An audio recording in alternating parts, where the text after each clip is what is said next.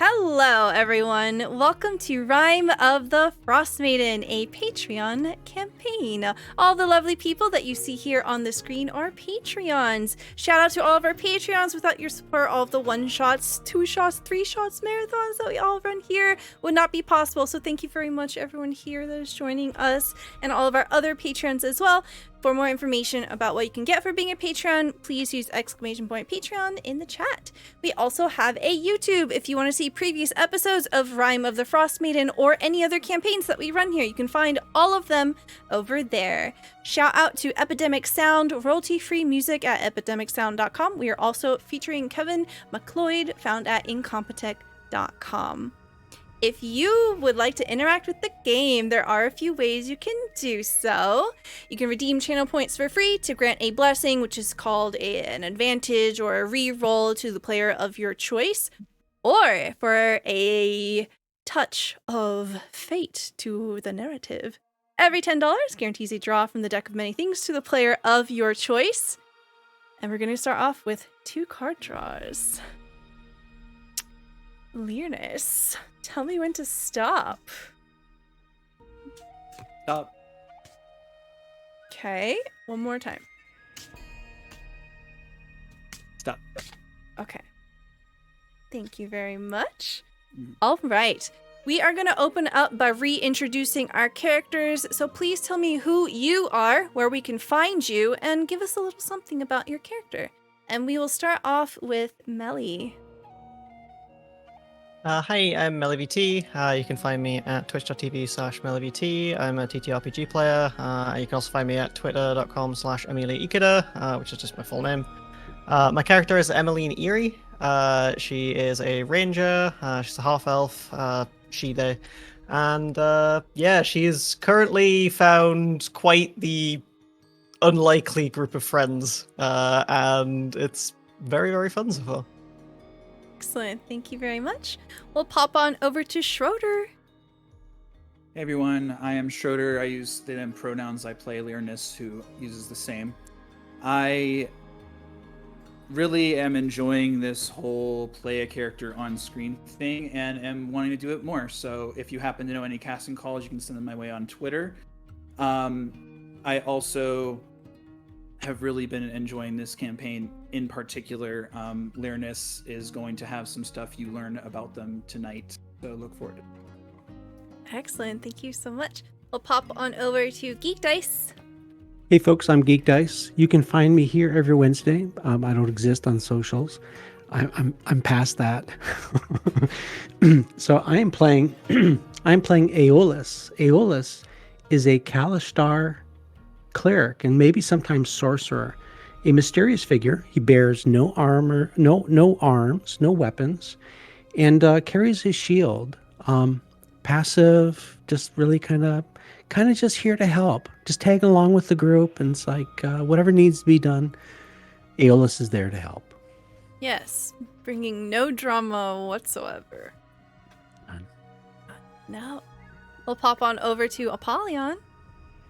Hi everybody, I'm Apollyon. I play the wonderful and fun character named Kolskeg the Barbarian.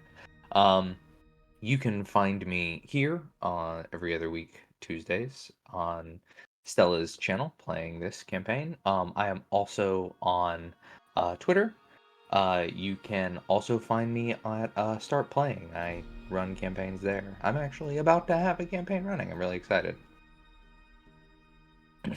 Excellent. Thank you so much. You can check out the links to the Start Playing there in the chat. Unfortunately, Vertigo Cross will be unable to join us today. We are sending happy, warm thoughts over to our friend V, who hurt their back because they bent over to pet their cat. That's so understandable, and I feel your pain. And we all know it was worth it because the cat. Oh, I hope the cat got that pet. Don't blame me.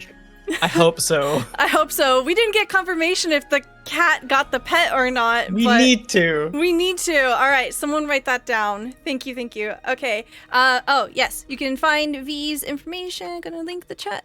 Yeah, but as that's going on there, Zombie, hi. Tell me all about you. Hello, I'm Jacob. I'm Zombie. I am Z. Whatever your name you have to call me. I am the lore keeper and Captain Z of the Good Ship Clip. I probably do too many clips, but that's up to your own discretion.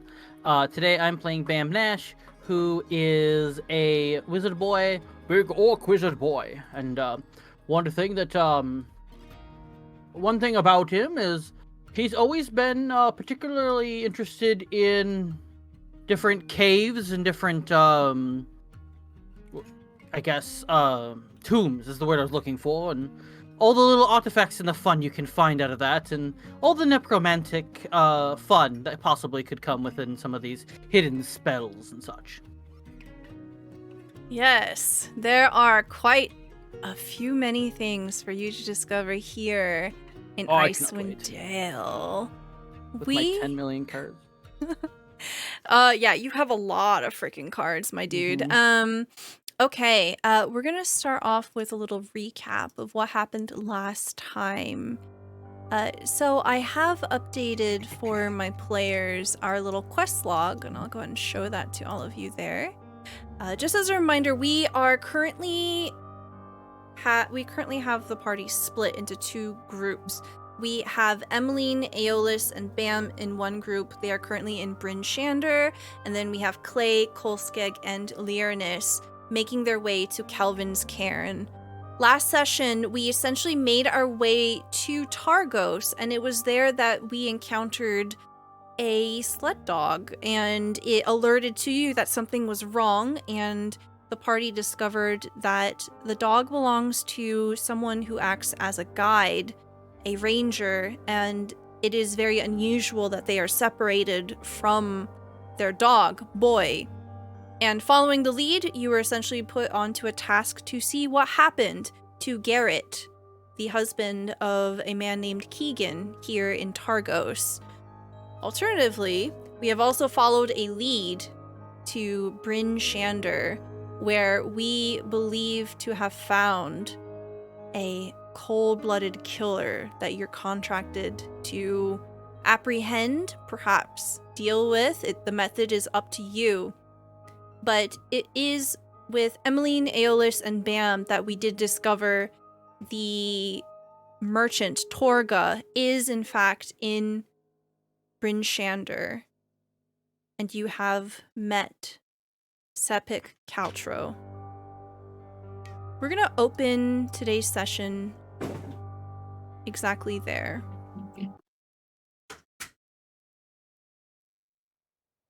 On the edge of the wide plaza, we have sounds of industry and the sounds of people talking in the background. You have maneuvered your way into an isolated alleyway, the three of you, and you can hear the din of conversation in the distance. Aeolus, you join the two of them just as you have slipped away, making visual confirmation that Sepik Caltro is here. So, that's the guy, right? Yeah. He had kind of strange look to him. Yes. And Kind of remind you of someone.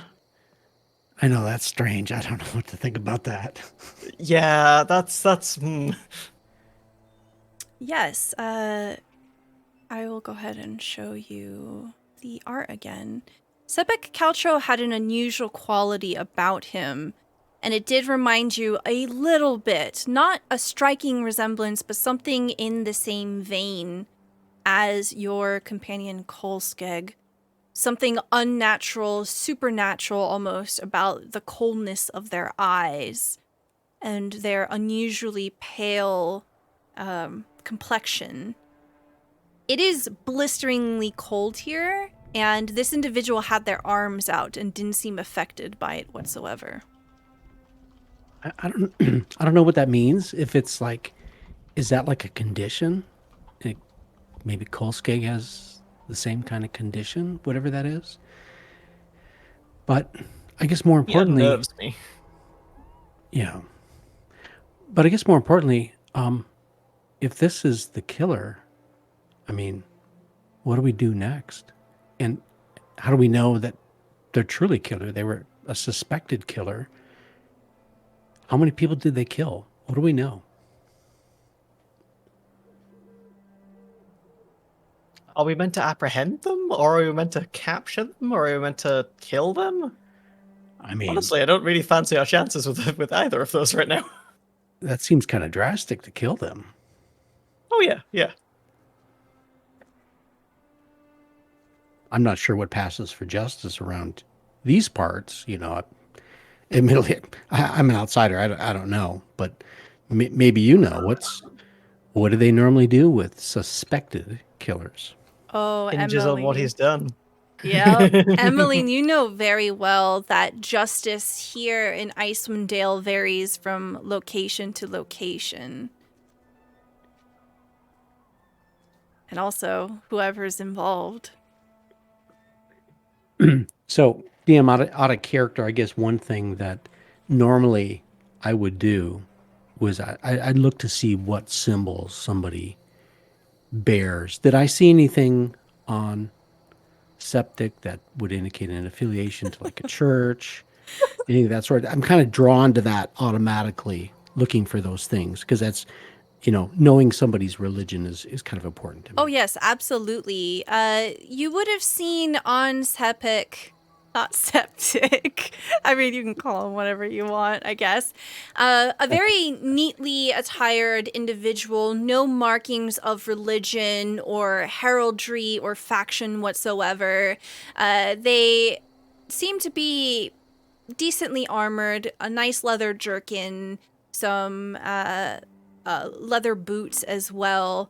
And they do seem athletic, formidable, but nothing identifiable beyond that. If it weren't for their eyes and the fact that they're underdressed, then you wouldn't have been able to pick them out from a crowd whatsoever. They look like they should be shivering. I know, right? Bam, what do you think?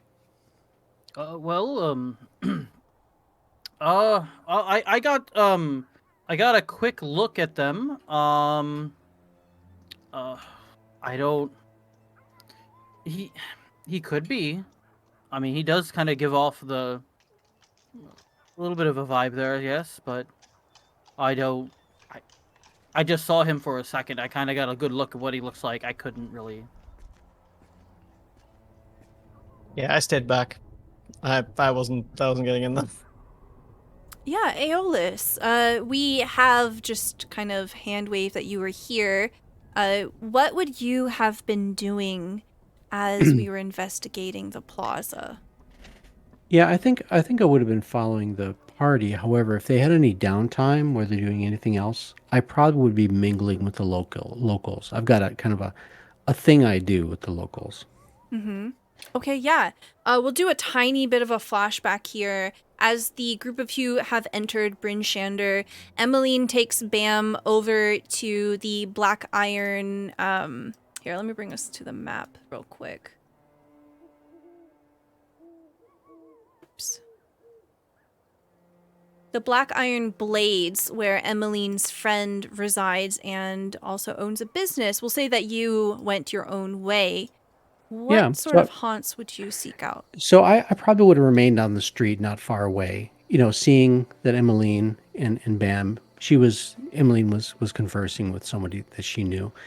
And what I would do is I'd start by visiting some of the local stalls. And I'd start to get familiar with the locals. If somebody's selling a little bit of food or they've got a cup of ale or something, here's a copper. And I'd start up some small talk. And I would have on open display the fact that I've got multiple holy symbols. And I'm still, new to this territory. So I'm trying to understand the religions of the local people. And one of the directions the conversation sometimes goes is, hey, I'm here and I pay respects to the recently departed, and I write their names in the book of reverence, and start a conversation along those lines and listen to what they say about people who've passed. because that's of interest to Aeolus and his deity Kelemvor. We like to take note and ensure that the dead are given rights. So that's kind of the way the conversation goes. If we're in a place a little bit longer, then I may bring up my fortune cards and my fortune telling cards and just offer anybody who wants to get their fortune told at no cost for a donation or whatever. And then I would do that. I think that as you are seeking symbols, one does stand out to you. I'll go ahead and show this to everybody. You see that there is a painter at one of these stalls. They essentially do different forms of heraldry, and you keep seeing this same design, this shield, replicated multiple times upon your entrance into Bryn Shander. And as you strike up conversation with this painter, they go on to say, yes, the black antlers above this vertical shaft of golden wheat on a white field signals this town's strength and prosperity on the vast snowy tundra. This is the heraldry of Bryn Shander itself. I have, of course, expertly painted this. I have been painting for almost 30 years now. It certainly shows. You're very talented. You're a master of your craft. That looks very, very nice.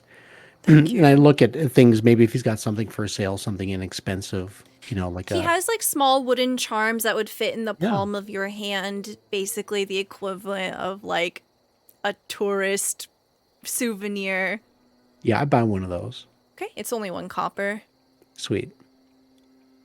And as you begin to strike up conversation here, go ahead and roll me either persuasion or performance. We'll go ahead and say that this person does accept your offer for tarot reading. Okay, great. And I rolled an 11. Okay, no, that's totally fine. Essentially, they seem more interested in you, actually, as you are pulling out the cards and divining their future, their present. They seem less interested in what you have to say about them, and they keep asking you questions. Well, that's great. So the fortune I tell them is the what you would expect, vaguely broad in description, to lean towards positivity. That they can find a place for whatever life circumstance they've got going on. It's like, yeah, exactly. That's what's happening to me. And okay, it's great to hear. My second goes cousin that way. did in fact inherit an axe beak, so I can see where this is going. But what of you? I see that you wear very many symbols on your person. Do you have a favorite one? Actually, I do. My lord is Kelemvor, who is a patron of many who pass beyond this realm to other realms. Of course, my purpose is to ensure that all receive the recognition and their final rights as they journey into the beyond. So I try to... Looks like we're losing people. No, good. I try to learn what I can, write names in my book, and where needed, I know quite a few different last rites. Well, perhaps then you can inquire a blessing from your lord. We, the people of Bryn Shander, most of us do worship Auril. Yes. Yes, the unwielding winter that she has brought upon us. Most of us do not understand why, but we live in its wake. It has greatly reduced the number of outsiders that come into Bryn Shander. And as you can see, gesturing to the not-so-busy street around you, the trade is quite pained by this. Oh, I see. I'm sorry to hear that. Are you a religious person yourself? Oh, we all must be. Otherwise, what sort of fate would we suffer otherwise? We are at our very last wit, our very last efforts here. Yes, I'm trying to learn as much as I can. So I think that from there, the conversation probably goes that I ask him, his personal practices, their personal practices, and how they pray and things like that, trying to continue to build my knowledge of Ariel. Yeah, go ahead and roll a persuasion check here. We're going to see how impressionable you are. Okay, a 7. That's fine. They seem to be a bit cagey with the details. They keep mentioning something about sacrifices to Auril, trying to appease to Auril, what can we give Auril, but they don't really go into the what. And whenever you try to dig deep into the details, they shift it. Oh, look at the time. It is starting to get dark. Yeah, Thank I don't you for pry your... too much, but I definitely file a mental note. There's something there that I'll probably need to share with the group, and perhaps together we can understand what's going on. That sounds interesting. Yeah, and essentially we fade to black as you rejoin the others in the alleyway here again. So you do see that it is getting quite dark. You know that there is room and board at the Northlook, which is the very, very rowdy establishment that you had all seen upon entering. I believe you saw that there were people literally fighting in the street outside of this inn tavern. But you do know that it is much safer to take up shelter here in Bryn Shander than out there in the cold waste.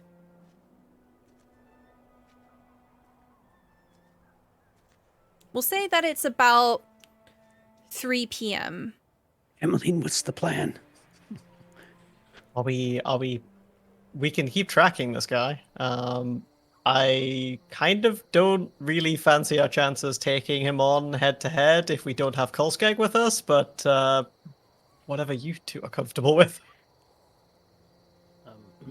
You're better at the environment than I am, so I'll go by your lead. If you think we need Kolskeg or others to help, then I'm more than willing to wait. I imagine DM, aren't they very far away? They're not super far away, but if you sleep instead of trying to catch up with them, they will be very far away. Yeah. So The general plan was kind of like y'all would come here to grab some supplies, which we'll just say that we did when you were at the Black Iron Blades. Yeah. Mm-hmm. Yeah, we did some shopping though. Although we So- haven't quite done that yet. I think it's a great idea to try to know more. Maybe we can figure out where they're going next. That way we can meet up with them again. We can encounter them again. I don't know. Yeah, for sure. I feel like we should probably keep our distance. I have a feeling, did he see us last time? I think he saw us. He might have seen Bam, but we did resolve one of the cards. The card draws, the Fates card. And Bam did cash it in off stream to say that Bam wanted to erase any impression that Sepek might have made about Bam. Yeah, more or less. The moment when he turned around, there's just nothing. Yeah, so for Bam, like, as you ask the question, like, does Sepik know what we look like? You look to Bam, and Bam, you can respond here. No, I was very lucky in that I was able to sneak away before, so I don't think he'd know exactly who I was or what I looked like. Okay, that's good. We should definitely keep our distance. If any of us try to even remotely like approach him, he seems to know what's up. He seems to have eyes in the back of his head. I don't want us all dying over this guy. Neither do I. Yeah. Maybe hang out across the street in a pub and see which direction he goes at the end of the day. I don't know. That's one idea. Oh, yeah, I'm no stranger to tracking people. Yeah, I figured. Yeah. Is it going to be the one that we passed in on the way in where they were throwing people out? Because I don't know if I want that one. It's not that bad.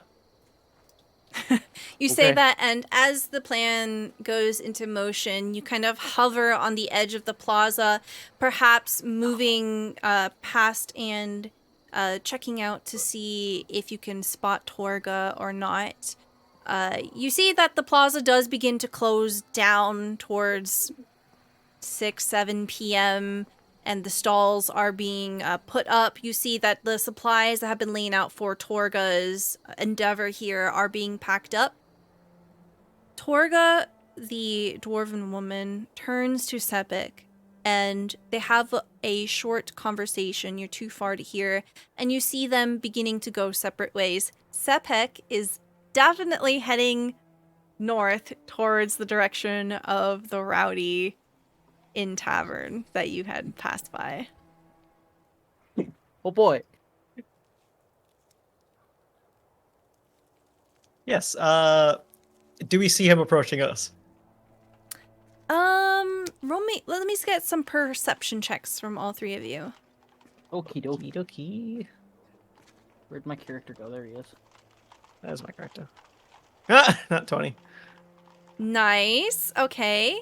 That's a 12 from Aeolus, a nat 20, 25 from Emmeline, and a 10 from Bam.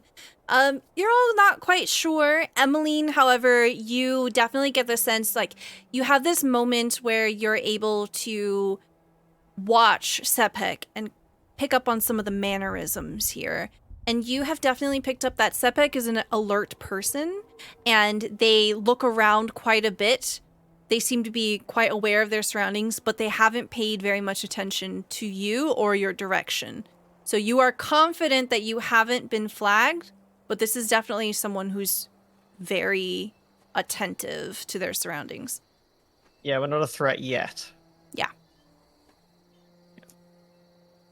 Cool. If that's the case, how do you, while we see him like walking, how would you two like to spend a night in that rowdy pub? I was not sure of it at first, but if you say it's fine, I suppose. I mean, I look physically intimidating a bit, so maybe I'll be all right. But Oh, I plan to just like be in the background. Not oh, really, well then like, great, like, even too better. much of a problem. I will take that. Yeah. I will be in the background. I like that. Life is about all new experiences. Yeah. I love it. V, thank you so much for the 2 nat 20s to every player. So just Yay. for a reminder to my players here, nat 20s basically count as an auto success. I will ask, you can play these however you like, rule of cool. It's fine if you've already rolled and you want to choose to do it instead. But once you use it, you can't take it back. Thank you so much, V. Very Thank you, good for V. climactic moments where you really need a win. Yep. I'm bad about storing mine. Just keep. All right. Okay. So the group of you make your way over to Northlook, and as you do, you see that it is quite the tavern here. The disposition is lively. You hear a roar of voices and laughter, clearly inebriated, as you are approaching the Northlook. There is, again, a different pair of individuals fighting outside. They are fist fighting, and someone's getting pushed into the mud here and punched in the face. A guard is walking by, looks over, doesn't seem to want to engage with it, and continues walking along.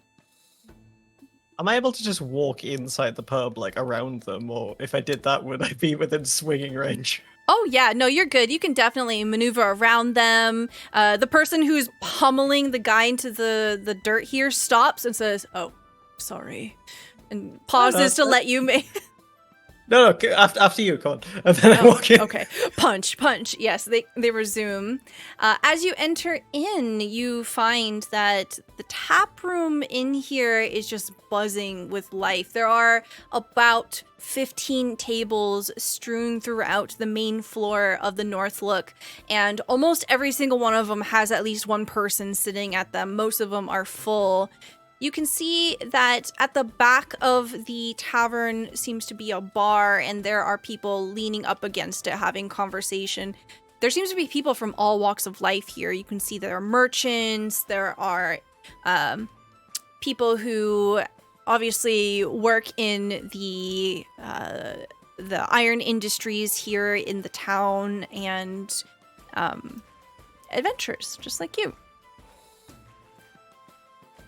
You go ahead and roll me a perception check. Let's see if you can pick up where Sepek is. See if I can get another nat 20. You're going to use your nat 20? Okay, great. Yeah, I'm using my nat 20. Okay, fantastic. Okay. With your nat 20, you immediately peg Sepek at the bar, grabs a drink, and begins to head towards the fireplace. Ooh. At the fireplace, are there like other seats around there, or is there a table like in Yes, view of it is the most popular spot in the tavern. You see, as Sepek is moving through there, people kind of go, "Hey, watch it." Oh. And they draw away. Sepek seems to be able to make space where there literally was none. Oh, he has a presence. He certainly does. A sobering presence. You see some people move away from the fireplace as he sits down. I'm gonna probably suggest we go to a table that's like in view of it and just act like nothing's going on. But I want to keep an eye on him, like while we're doing that. Okay. Bam, Aeolus, what kind of vibes do we get from you? So I think I nod to Emmeline, but I just point to, hey, I'm just gonna stand right here. So I'm leaning against the bar, and I'll probably order a cheap drink, a beer, and I'm just gonna observe the room. Okay. As you observe the room, you find something curious. Above the hearth, there is a stuffed and mounted plaque in this common room. It's a battle-scarred knucklehead trout, and there is a small copper plate underneath it that seems to be engraved with something. It's a little too far from you to make out. But I guess seeing other knucklehead trout, does this seem to be trophy worthy? Is it large? It is on the larger side, but it's not legendary. But clearly it has some kind of significance. You've eaten knucklehead trout about this size, maybe slightly smaller.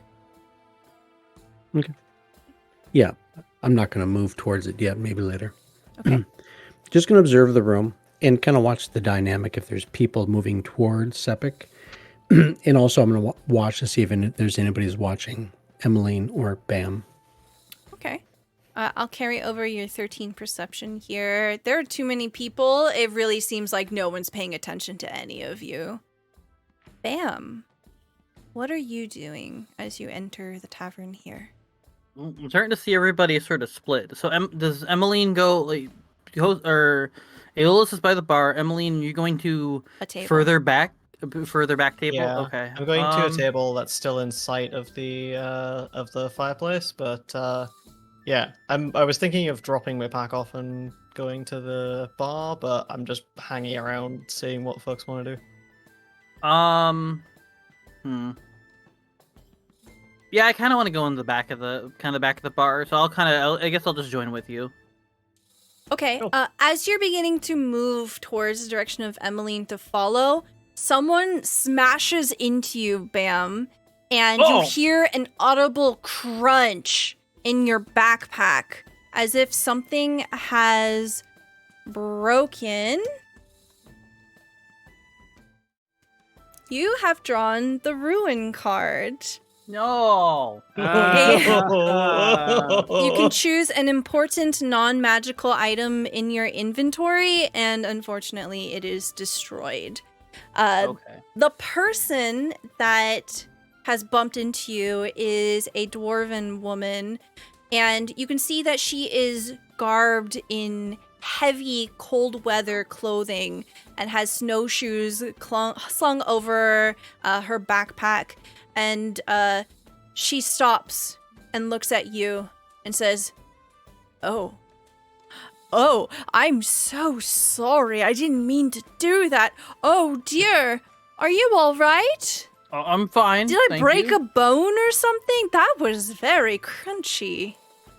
No, no, it's fine. I've broken bottles of ink before. It's fine. It's just gonna get a little messy in there. Oh, I'm so sorry. Can I buy you a drink or something? Sure. I won't turn down a free drink. Sure. All right. Where are you sitting here? Have I made it to the table yet? Not yet. We'll say it's just right over there. I'll just say, well, I'll wait. If you don't mind, I'll just stand right here and get the drink, and then I'm just gonna kind of move. I'm more of a back of the room kind of person. So Okay, gotcha. All right. And you see them slowly edge away from you, and they head over to another table. And at that table, there are 3 dwarves, very similarly dressed as her, and they're all sitting down. They have these thick beards, they have ice picks on their backpacks, and they have these thick woolly scarves. And you can see that she's just gesticulating, speaking to the other dwarven companions that she has. She points over to you, and all 4 of their heads kind of crane and look at you, and they nod and they speak to each other, and you can see her moving towards the bar. and he'll just kind of wave at him. You wave at the dwarves that are sitting down, they wave slowly back. And eventually she comes back. She offers you a mug. It is foaming and kind of dripping off the edges here. It seems to be some kind of liquor. And she offers it to you. So sorry about that. It's all right. This makes up for it. It's quite fine. It happens. You have a good rest of your day. Thank you. And she begins to edge away and she joins her companions. You join Emmeline. So what was that about? Trying to make my way through a crowded area, and apparently I did not secure my bottle of ink very well in my backpack. So I think my backpack is full of ink, but when we get to an area where we can rest, I can confirm, because I'm not going to try and dig everything out right now. Yeah, you sure didn't get anything stolen? Like, people bumping into you is usually not a normal thing in taverns. Oh, it kind of pats down. Does he sort of notice anything that's missing? Nothing seems to be missing. Absolutely drenched in ink. Oh, no, it was the ink. That's the ink. Oh, never mind. Yeah, sorry I even asked. It's fine. Before I ended up here, there's plenty of times I've been through different tombs and different on different missions where, for some silly reason, I decided to take ink with me to write things down, and it never ended well. I don't know why I decided to do it again. I never learn. Oh dear. Oh well, we'll figure something. Probably have stronger balls, I guess. Yeah, stronger bowl. So I spent a couple copper to get a drink, and as I take a sip of my drink, with my pinky, I point to Emmeline while I grasp my arcane focus around my neck amid the jumble of several different holy symbols, and I cast the message cantrip. And with that, I say, looking over the room, nothing obvious. This is a whisper that comes into Emmeline's ear. Nothing unusual. I immediately go like, ugh. Nothing unusual in the space, but I'll remain observant. Can you respond with message? Yes. Let me drop the narrative in the chat so you can roll 20 so you can read that. The target hears the message and can reply in a whisper that only I can hear. Cool. Then I'm just responding back to that. Like after I've like blinched and went like, what just happened? Why is there something in my head? I go, sure. I'm keeping an eye on Septic. It's all good. I'm fully dedicated to calling him Septic. Yes, I've noticed. So you see that the man stays more or less near the fireplace. No one really engages in conversation with Sepik. Occasionally, he lifts his bright blue-eyed glance over the rest of the tavern. There seems to be a fight that breaks out in one corner, and some tables are being toppled over. Immediately, they're pulled apart from one another and begin to settle down. You can see that a person or two stumbles up and down the stairs, inevitably to what are likely inn rooms. I'm gonna go up to the bar and I'm going to lean over it for a bit. Is there a bartender there straight away? Yes, you see that the bartender appears to be quite busy, but they attend to you more or less immediately. They first give you an up nod and then begin to head towards you. This is a human man. You can see that from his appearance that he's clearly seen battle. He has a number of scars on his face that are very old and well healed. He leans on the bar and says, "What can I get you?"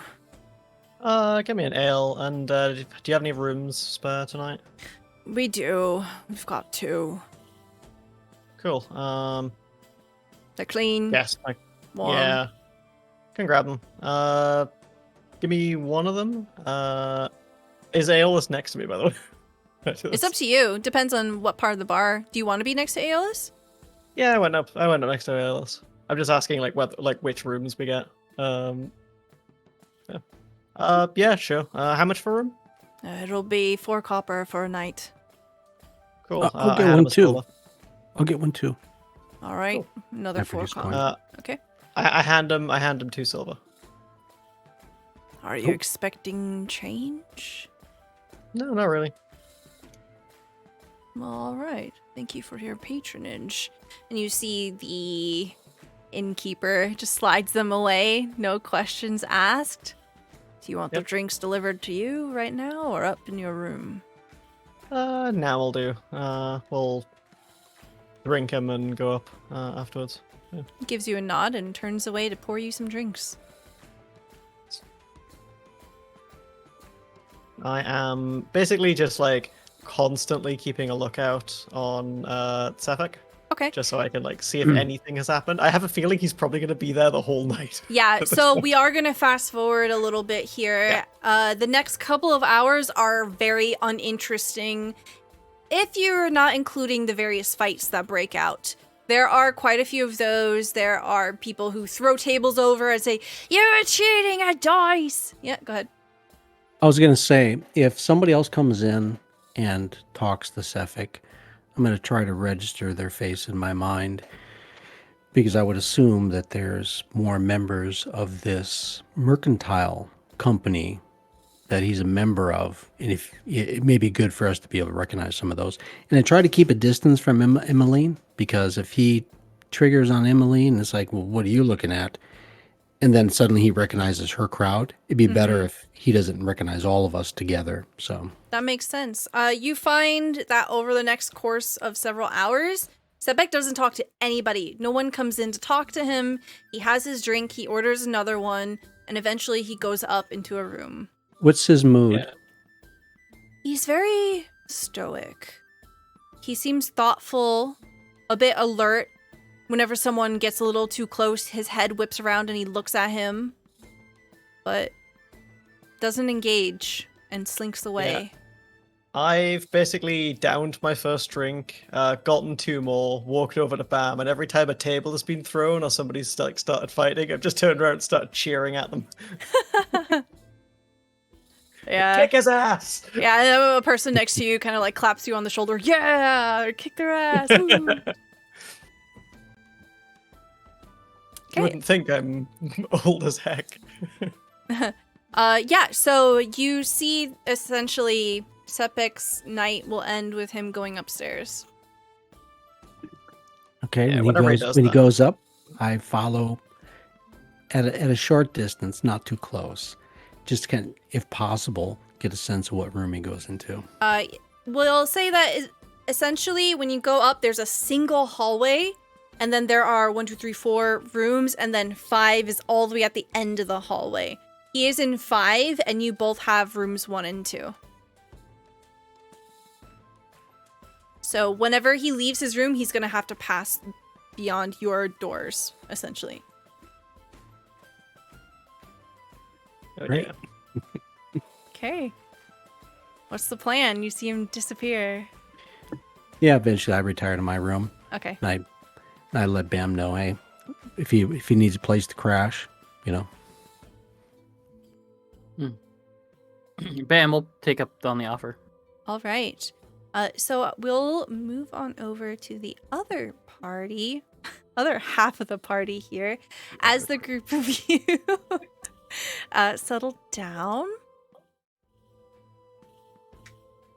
We have a very different energy with the group of you. You do not have a comfortable bed tonight. You do not have the warmth of a fireplace beneath your floorboards. You do not have a comfy bed or any sort of blankets to draw around you. You are instead in a cave as snowy wind whips past the opening of it. The cave does extend behind you into a tunnel, and I believe that one of you were able to notice footprints, but there's no other indication of anyone here.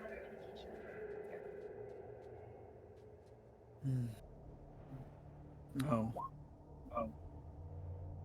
Well, they went out quickly, and Lyrinus will now see Clay and Marble have just conked out on Blueberry. They are fast asleep, just catching a bunch of Z's, and they'll kind of look around, look to Kolskeg and say, do you think this is acceptable? Should we try to put up any defenses or any alarms? I think that, we should probably take watch. I think Pinecone told us that she would watch while we rested earlier. No, that is true. I had forgotten about that whole experience. Yeah, Traveled a lot. That was a little bit up there.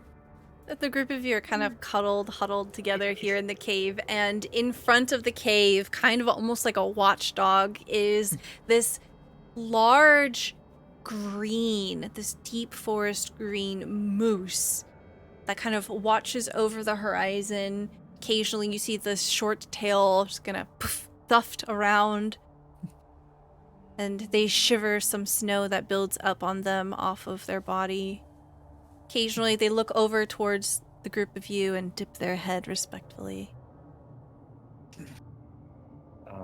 When they look over this way, Kolskeg just waves. Like every time, it's the same like smile and wave. Just being himself. I love it. For all intents and purposes, because V is unable to join us tonight, we'll just say that Clay will mind the creatures and we'll fade them into the background so we don't have to play around with him. Yeah, so it is starting to get dark now. Do you want to get some rest? What's the vibe here? What do we see as you are beginning your rituals to ready for your nightly rest? Sure. With Kolskeg, he kind of like finds a spot that he could lay down, looks towards the Lyrinus and is just like, Well, I guess I'll see you in the morning, in a couple hours or something then. and then as he like smiles, his face goes like drops, his eyes roll back, and he just collapses onto the ground in like a heap. His head like facing Lyrinus, but not blinking, eyes open, just laying there. Wow, I wish I could sleep like that. Holy shit. That'd be so nice. Well, add another thing of list of to the list of things I've seen today. All right, and so Lyrinus, just being someone who's seen so much, but lately it's just getting a little bit weird. They begin their ritual. However, for them, preparing for rest is a little bit. You might recall Kolskeg had come in on Lyrinus when they were finishing up, in their room. They've been up there for a while, and now you see them after a reasonable amount of time. Seeing Kolskeg be unconscious, they begin to, when they feel like they're not necessarily going to be noticed, they begin to find. They first of all find the most flat, dark area of stone they could find. 6 by 6 sort of measurements, and they begin to draw this very detailed, but very much so not so. There's no sense of like evil or ill intent in this circle, but absolutely magical in nature. Looks to be more fey, wild, if anything. And they just finish drawing this and kind of lay in the center, speak a word in Sylvan, and the armor, where lights that would, some characters may have seen like a shining light, like when they encountered Poor or what have you, that light comes on. However, it can now be seen emanating from both sides of their arms, and it's constant now, as well as the outer edge of that ritual circle having the same sort of faint light of an emerald green color. Does this last for the rest of the night, or does it fade as your ritual comes to a close? It lasts until they again regain consciousness. So they're preparing themselves to have the talk with whoever may need to have it upon being noticed, as the privacy of a room is not a luxury they can afford. But they had to do this to make sure that their curse doesn't affect anyone else. Okay. Excellent. We'll say for all intents and purposes, the next couple of hours pass by uneventfully. Of the two of you, who do you think would wake first, Learnus or Kolskeg? Kolskeg, okay. Kolskeg, what does it look like when you wake up? I am so curious. So Kolskeg in rest. There is no like breathing. There's nothing like that as typical. But when he's finally like regaining consciousness, there's this. He inhales, and like sits up suddenly. His body like just almost like reanimating.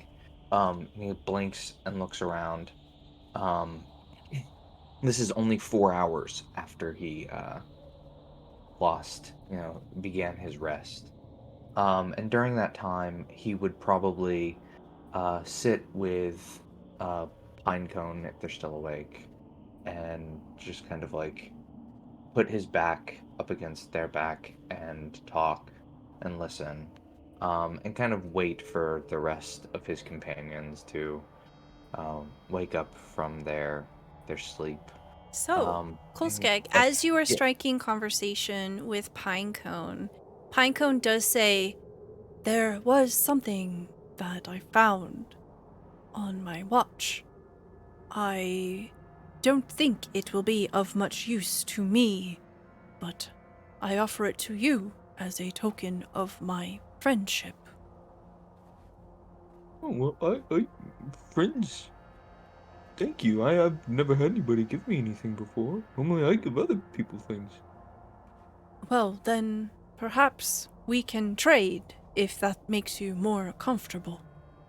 Oh, sure. Hold on. And he like digs into his like a pouch and eventually pulls out like we'll say it's like some rations, like a handful of like nuts or something. Mm-hmm. He's like, I don't know how good they are, but I don't eat these, so you can have them. Immediately, Pinecone begins to slop them out of your hand, and you now have moose spit all over your palm. Their breath is hot on your fingers, and they eat it up and seem to enjoy it. Very well. Here is what I have found. And you see his moose lips kind of feel around for something in the dirt stone, the snow stone around, and he drops something into your hand, and it is also covered in moose spit. It seems to be a necklace of some kind. It is made out of bronze chain, and there's a pendant on it. And the pendant itself looks to be a reddish stone, almost like when metal is burnished. It is very rough. It hasn't been polished or refined in any way, but this chain is very lovely. Oh, thank you, Pinecone. It would I'm not sure fit this- around my neck. That much is Oh. for certain. I'm sure this redstone isn't ominous at all. And he just puts it on. Okay. You just put it on. All right. Okay. Great. You have drawn the sun card. Please enjoy your amulet of health. Oh, cool. Yeah. Red amulet. There's a 50-50 shot that it's cursed. Yeah, it's cursed, it's amulet of health, one or the other, right? Yes. So you put it on and nothing will really happen for an hour as you attune to it. But eventually, as you're kind of leaning up against Pinecone, you become somehow aware of what this necklace does. And it essentially, I believe, boosts your constitution up to 19. While you're wearing it, it has no effect if your constitution's already 19 or higher. Well, that'll be useful. Absolutely. Let me add that to my inventory. Yeah.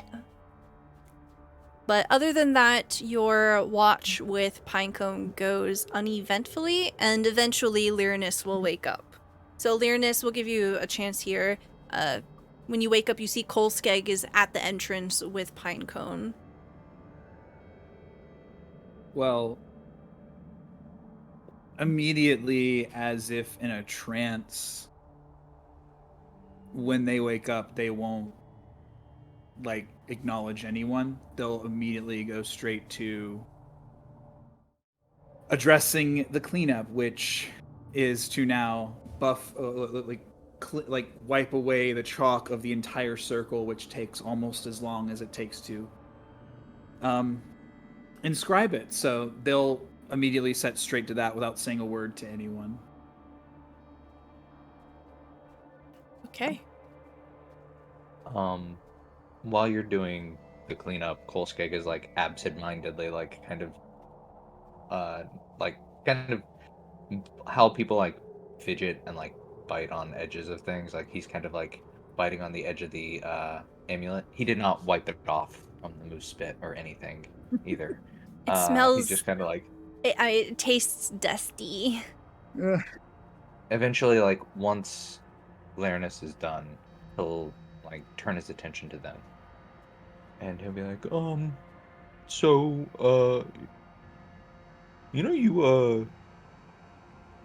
you're a nightlight when you sleep, right? Yeah. I've been told. Yeah.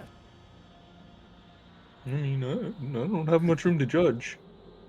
Oh, I saw what happened when you slept. I don't know if that's the word I would use, but you seem rested, so it must have worked. Yeah, Well, I also saw the thing you did with the words, and I sleep. I'm awake. I just can't move. I'm trapped in my body. So you saw everything then. I mean, mostly. Okay. I was hoping to put this off, but it's inevitable. I have not shared something with you all, save for Plano. I am unfortunately under the influence of curse. I am able to hold it at bay when I'm conscious, but upon sleeping, it must be dealt with by magical. No, what kind of curse is it? Is it like is it like I've heard of like there was talks of like werebears out here. Is it like kind of curse or is it Not exactly. All I can think of, it's been foggy as far as memory goes the last few years, but from what I can remember, I was young, and I remember my mother being there, and that if I don't do it, unfortunate events are. So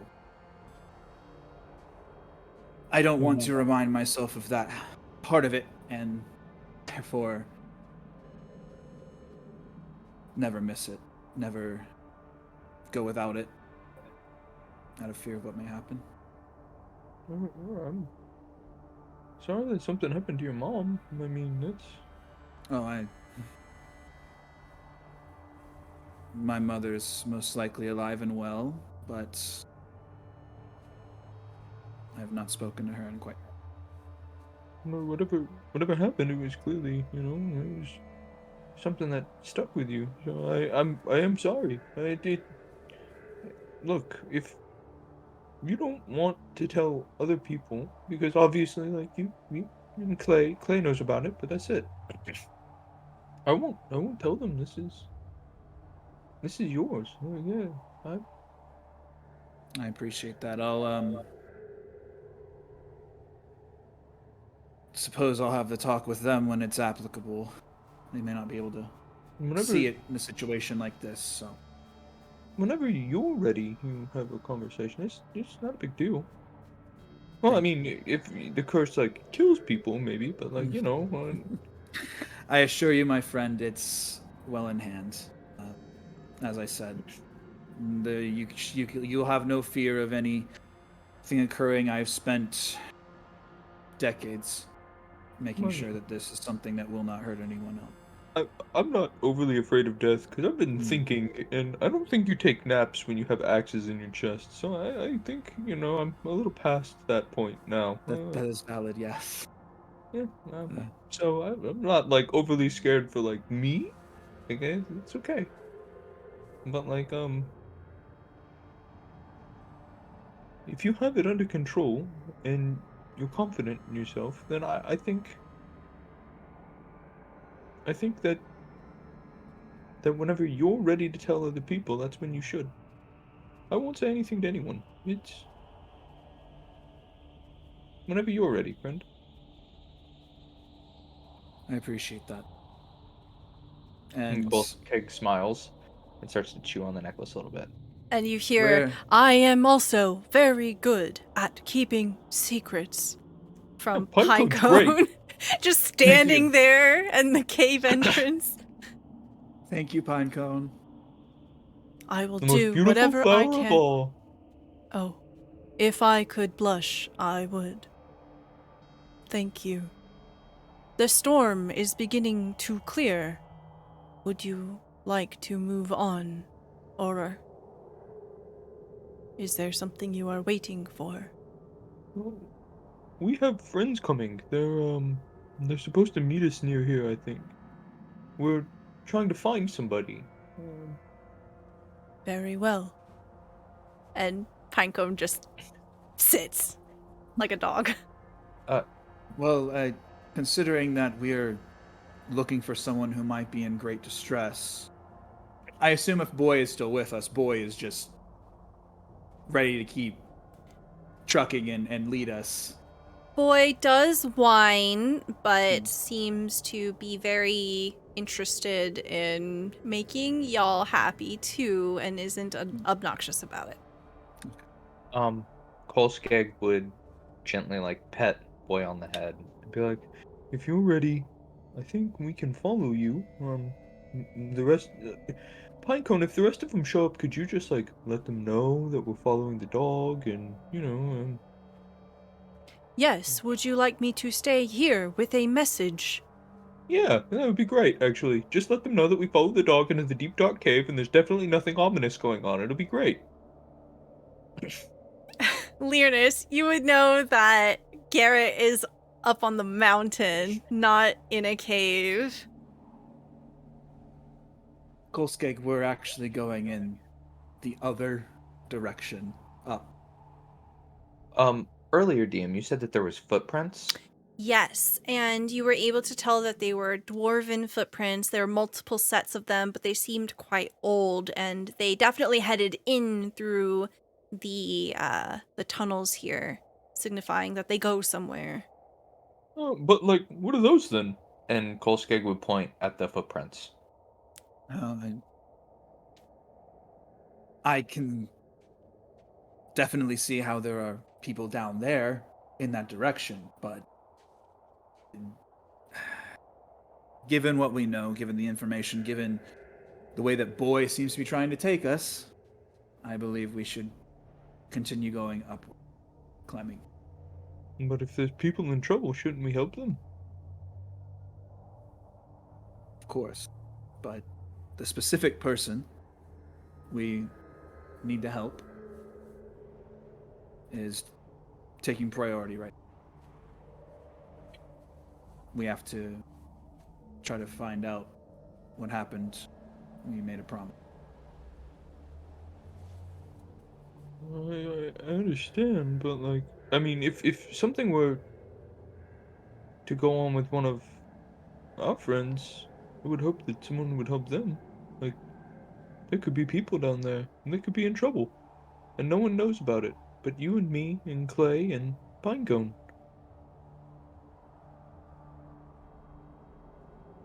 If we came out here to help one person, but we leave however many are down there behind. Above table, I'm trying to remember. Is there anything that we found that would indicate that something is going on down there, or? The only clue you have is that there are very old footprints. Oh, okay. Yeah, there doesn't seem to have been any recent activity here. You don't really hear anything. So, Lyrinus will kind of lock eyes with Kolskeg and kind of give the most understanding look that they can muster and say, look, I understand what you're getting at. I do, but if there's one thing I've learned in my travels, it's that making choices is difficult. We could absolutely look and see if something is going on. There might be people that do need help. But from what I see old tracks that indicate there might be dwarves here. There is a person waiting for the one they love the most to come back. That's something I want to make happen as quickly as it can. Okay. Okay. And I hope that there's not anyone down there, and I hope that they don't need help. But you're right, Trax, they're older, and we do know that someone is hurt.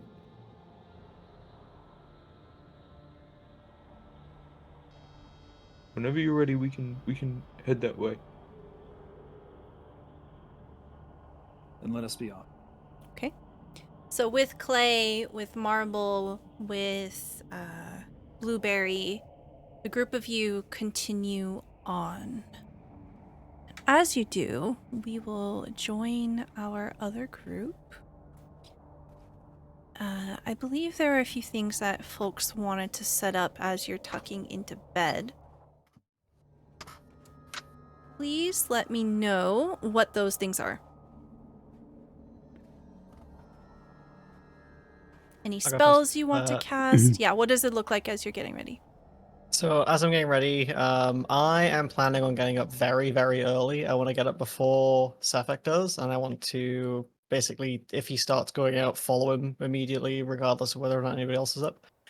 So I'm going to cast Goodberry. I'm going to get myself a bunch of berries, mostly for the others, because I can kind of find my way around and I have my rations. But I want something to sustain us in case we have to basically venture out. Like we are supposed to be meeting up with our friends. We did come here for resupplies, but we found Sefek, so that's kind of taken our priority right now.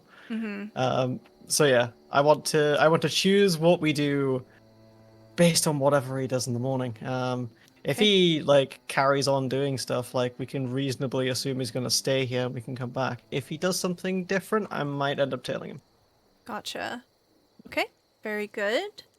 Aeolus, is there anything that you want to do before your long rest? Hey, Bam, I'll arm wrestle you for the bed. Well, I'm not known for my. I don't project my strength, but if you want to test yourself, we can test. I actually would like to do that. Okay. So what is Alright. that? Athletics check? Yeah, opposing athletics checks. Oh my god. That's Whoa. so Oh, funny. if I had a blessing.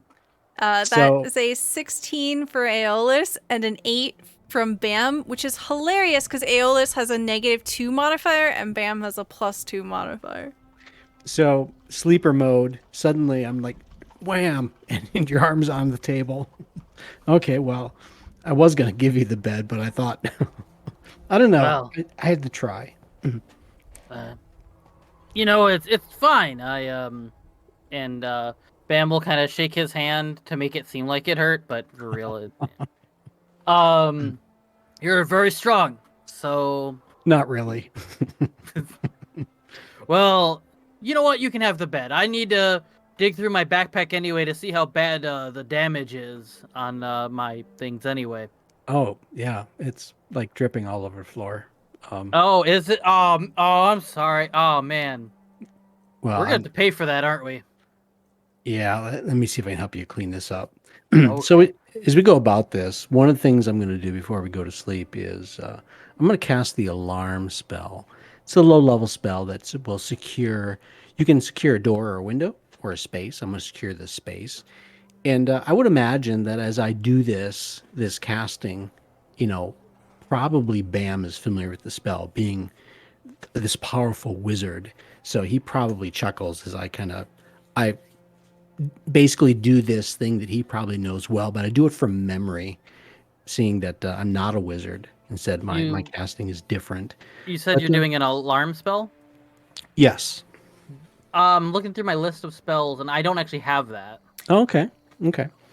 So when I cast this spell, it's kind of walking around a space, and I kind of swing my arcane focus through the air, and I'm doing this chant as I walk around the space.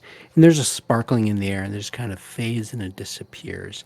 If some small creature comes into the space in the next 8 hours, it will cause an audible ringing of a bell. So notably, this should maybe secure the space in case somebody was to try to intrude here. And as we finish cleaning up, as we're working to clean this up, I kind of started this conversation.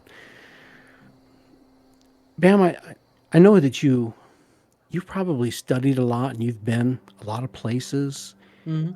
And I don't know, there's something that bugs me, and I wanted to get your opinion. Yep. My lord Kelemvor, he's like the judge of the dead. We're very concerned of the nature of souls and their destination.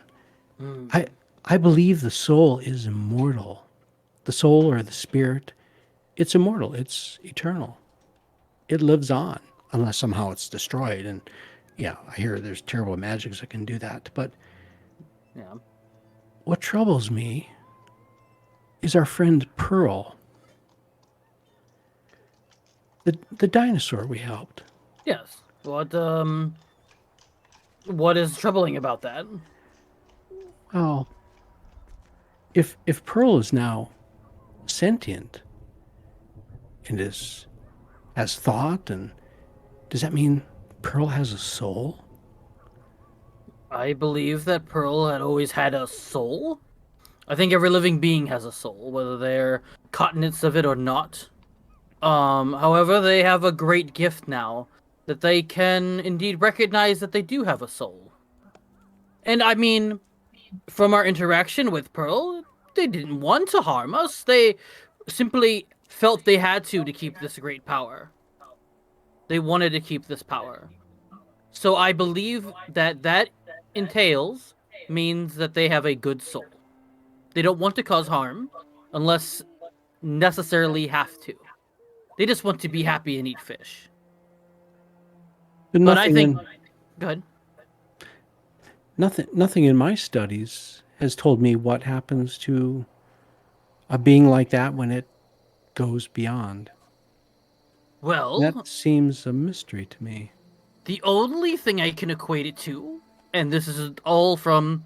Well, I do know the School of Necromancy. However, I don't really seem to recall what happens with animals. It's more humans for me, but I believe I've heard some humans, because I studied in school with all kinds of different creatures. There's a thing called doggy heaven, and I believe that it probably has something to do with the animals that kind of come in and go. I'm assuming it's an all-compassing heaven or space above. However, whatever one you would like to add into that. But I would assume so. That's probably where they would go. They were good. I think I need to know about this. I think you have to tell me more. So the conversation probably goes on for a while. As I'm curled up in my sleeping bag on the bed, and I kind of look at Bam curled up in his sleeping bag on the floor, and it's like... I love this. Okay, as like the two of you begin to fall asleep, Bam, you're on the floor. The floor itself is not very comfortable, but it's dry and it is warm. It is dry? Yeah, you Even managed with to the ink everywhere? You managed to clean the ink up, no problem. Okay. Yeah. Would it be wet inside my bag? Like my roll-up bag? Because I assume I put my bed in the bag. Do you have prestidigitation? I hope you do. I probably don't, because I'm not good at picking out spells. That's fine. I do. Okay. So I think that's a part of not. it, is a lot of prestidigitation. Yeah.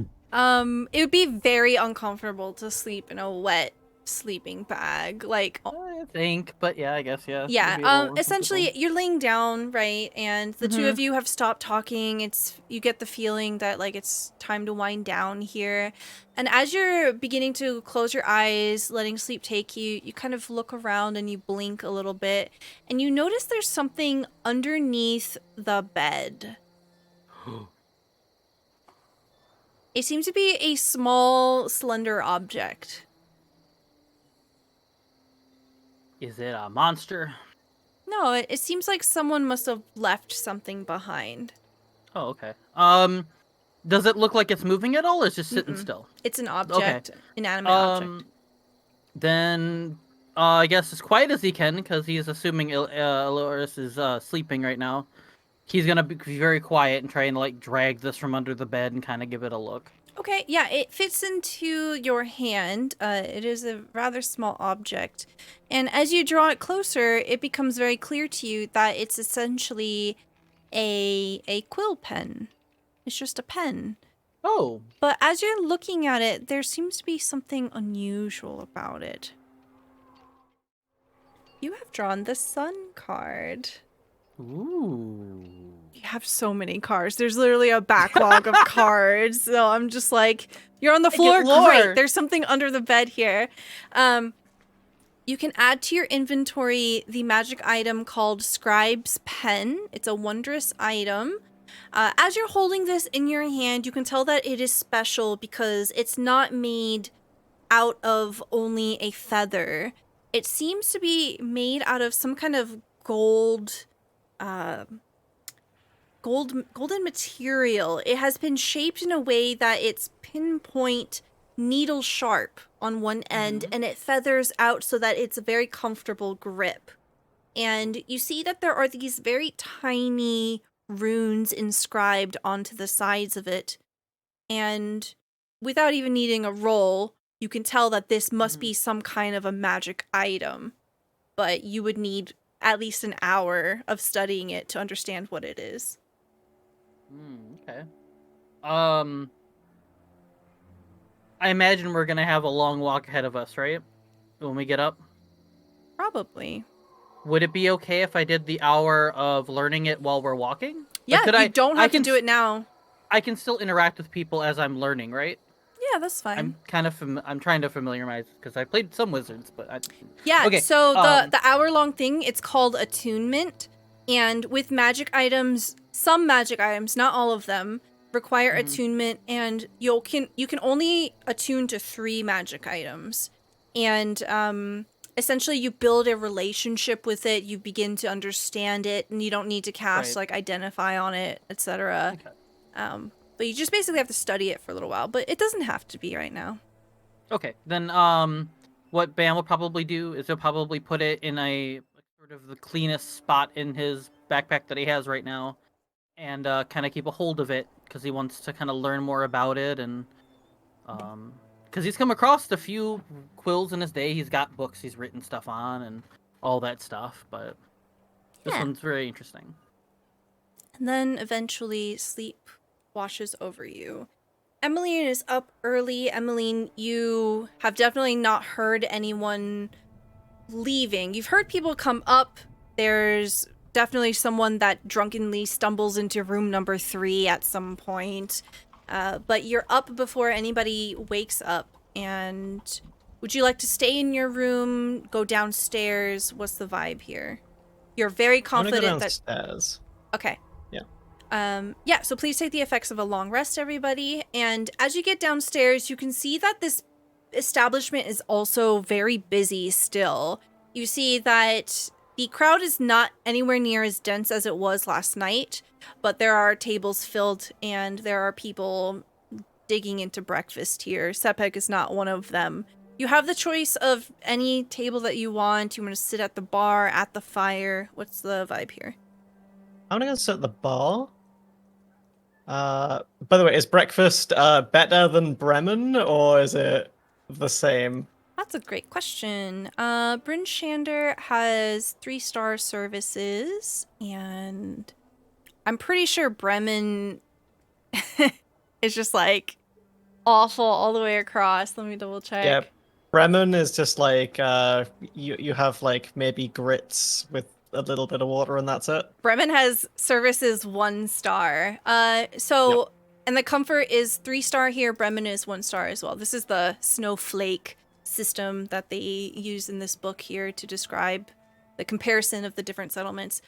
So it's a much, much nicer breakfast. I'm getting myself a really good breakfast and I'm devouring that. Yes. While sitting at the bar. A nice breakfast in Icewind Dale means it's hot, it won't break your teeth, you're likely to not have some kind of gut problem later on, but it doesn't mean big fluffy eggs and lots of green and bright veggies. It just means that it's a lot more digestible. They actually use salt and spices in the food here, and there's probably some kind of protein where it's not guaranteed in Bremen. Oh yeah, in Bremen, our sacrifice is warmth, so I am all in for this here. Oh yeah. Yes, please. This is the most satisfying food you've had in a while. And the tavern owner, as they come by to refill your mug here for breakfast, they seem to be pretty satisfied. You must not be from around here, An appetite like that. No, this is probably the warmest thing I've had in a while. Yeah, Bremen, traveling for a bit. Yeah. How are things in Bremen? I haven't heard of anyone out that way in some time. Does cold cut it? Pretty sure it's cold everywhere here in Icewind Dale. Oh yeah. Yeah. It could be better. Yeah. What kind of business has you out here? I'm looking for someone. So Hmm. it's hard to find work now around Bremen. So a couple of people have been asking us to go and like find missing folks. I'm a ranger by trade, so sort of good at tracking folks down, but not so much in cities. Do you have any? Is there anything you could tell me about? Oh shit! What was the name of the merchant again? It was a Targa. Torga. Torga, yeah. Yeah. Go ahead and roll me a persuasion check here. Yay! As you're I have talking bonuses. to the owner here, you see there's very visibly a sympathetic look in his eye as soon as you mention that you're just looking for work, that you've come a long way here. Yeah, I'm just double checking what my actual persuasion is here because I have a bonus +3 to it. Nice. So... Cool. Yeah, it's already taken into account. Yep. Oh, Oh no, that's a nat can I one. use my other 20? Yeah, you can. Okay. Go ahead and mark that down. Thank you, V. Thank you, V. Okay. Using your nat 20 here, yeah, you're instantly able to tell that this individual is very sympathetic. In fact, as you're kind of talking to him, he sits down and he nods, and you see that he's holding the pitcher with both hands, and he's leaning forward. He says, "I know all about that kind of life.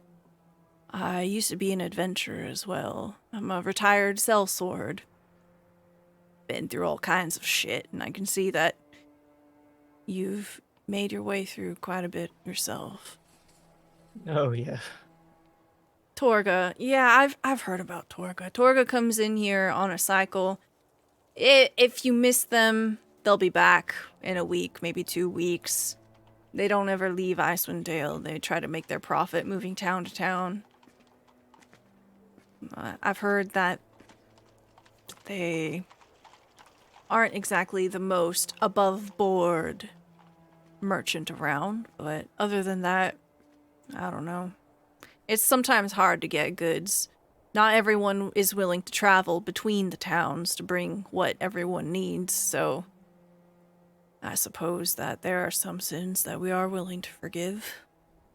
Yeah, I've heard rumors that folks who tried to have dealings with that group have went missing in past, so Oh, trying that's... to get a handle on them. I don't think I've ever heard anything about that, but thanks for the rumor. I'll keep that in mind. I'm going to like when I pay. As you're trying to pay, he gently puts his hand on yours and he pushes the money back to you. It's on me. Oh. Well, I understand. Thank you kindly. Yeah. It's yeah, I try to make sure I have like something comfortable, but thank you kindly. This has been wonderful. What is your name, by the way? Emmeline. Emily. It's a pleasure to meet you. My name is Scramsax. Scramsax. Scramsax, sorry. Scramsax. Okay. Scramsax. Yeah. Fair. I'll probably be heading out. Do you want me to keep the room for you? Nah. I'd say if I need the room, if I need another room, I can get another room. I'll be All right. doing some more tracking. I got people to find, so yeah. All right. Well, good luck. Thank you. If I hear anything that needs a ranger, I'll let you know if I bump into you again. Thank you. I appreciate that. He nods to you, and he gets up. You hear the scrape of his chair as it pushes back. He begins to do his round and pour other mugs some beverage. Ooh, has anyone else came downstairs while I've been doing this? So as this happens, you see that Sepek begins to make his way down. He seems to skip breakfast and begin to head out without looking at anyone. It is very early.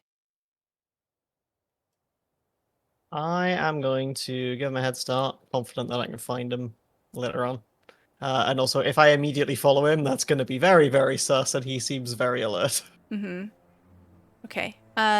Do you want to alert the other two? I do. Before I go, I'd want to do that. Like, I want to still see if he's, like, in the vicinity, but I have a good idea that he's going to Torga. So I feel like no matter what I do, I can probably still find him.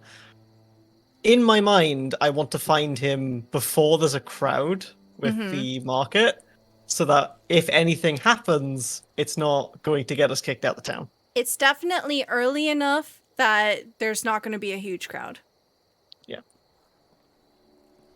Okay. So as you make your way up to their room, how do you want It's to gonna alert them? If I knock on the door, will it set the alarm off? No. It's up to If you, I open the Aeolus. door, will it?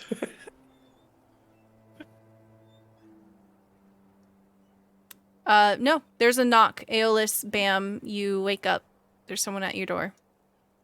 Oh, just a second.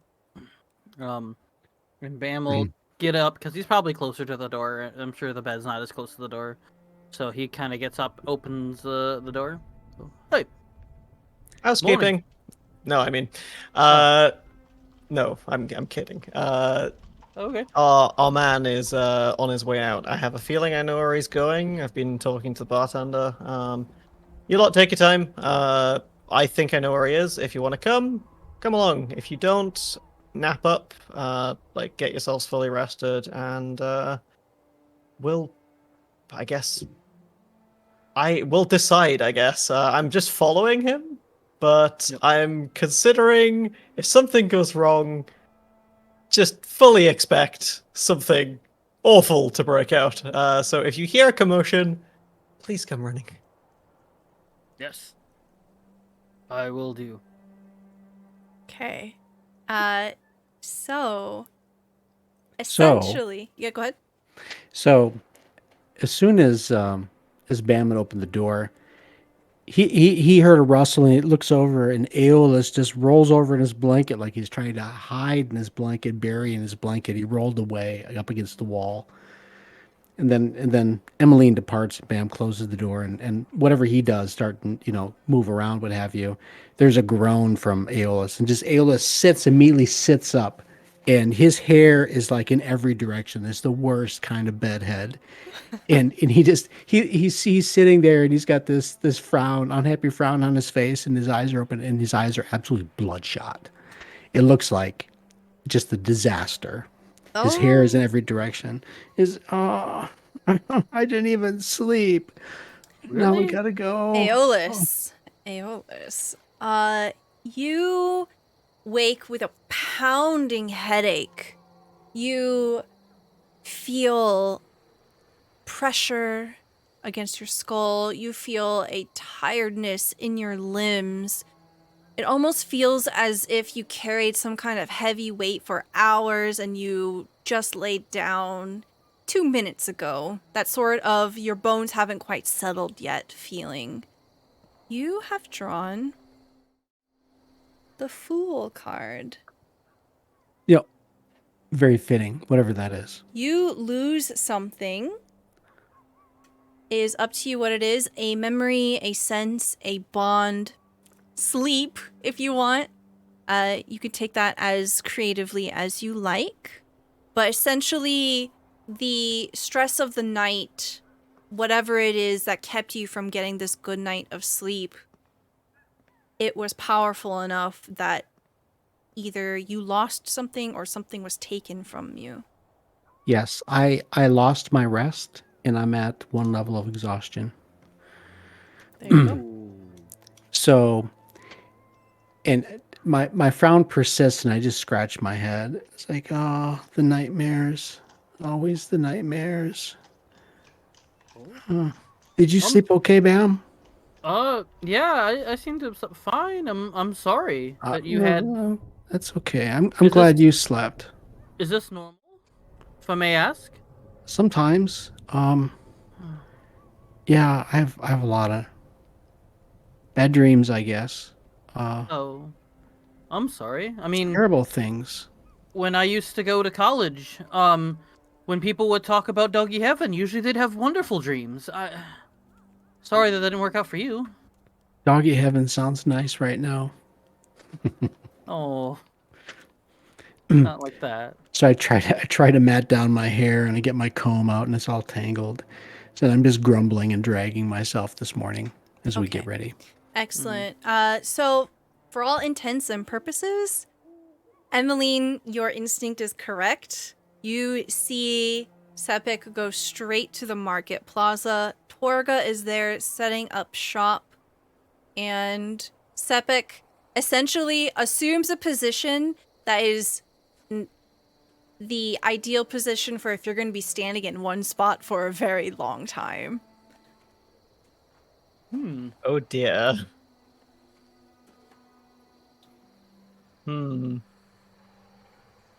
Seeing this, I feel like if there's nobody around, I can't go and approach them without being seen a mile off. We'll say there's like only 10 people in this entire big plaza. Shops are being set up and that's pretty much the only people here. Oh. I have to decide whether or not I pull a Kolskeg here and just walk right up to him. It's up to you.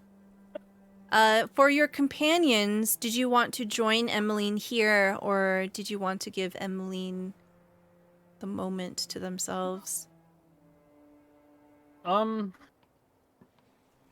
I think it depends on if Emmeline's gonna pull the trigger or you're gonna wait. Because it sounds like Aeolus and Bam are gonna take like 30 minutes to get ready or something. Yeah, can I case the place and wait for them? Yeah, absolutely. Go ahead and roll me an investigation check.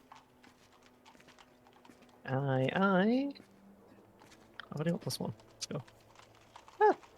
Dirty 20. Nice. Okay, excellent. So with your investigation, you case around the plaza. You find there are like 5 ways in or out, and the most important thing is you find a flyer, and it is a flyer for Torgs, the traveling merchant, and it seems to have a rough schedule of where they're going next for the next week. Where are they going next? They are headed over towards, we're already on the map. Yeah. It seems after Bryn Shander, they're going to East Haven. Aha. And then they're coming back to Bryn Shander. They're going to Targos. Then they're going to Tourmaline. Knowing that, knowing that and going off of pure vibes off Sethek, I'm fairly confident that they're going to be sticking with Torga, because they seem like they are very dedicated to being a bodyguard right now, and they won't stray from that unless they're told otherwise. So I kind of feel confident that we should note that and go and help out our potentially dead friends.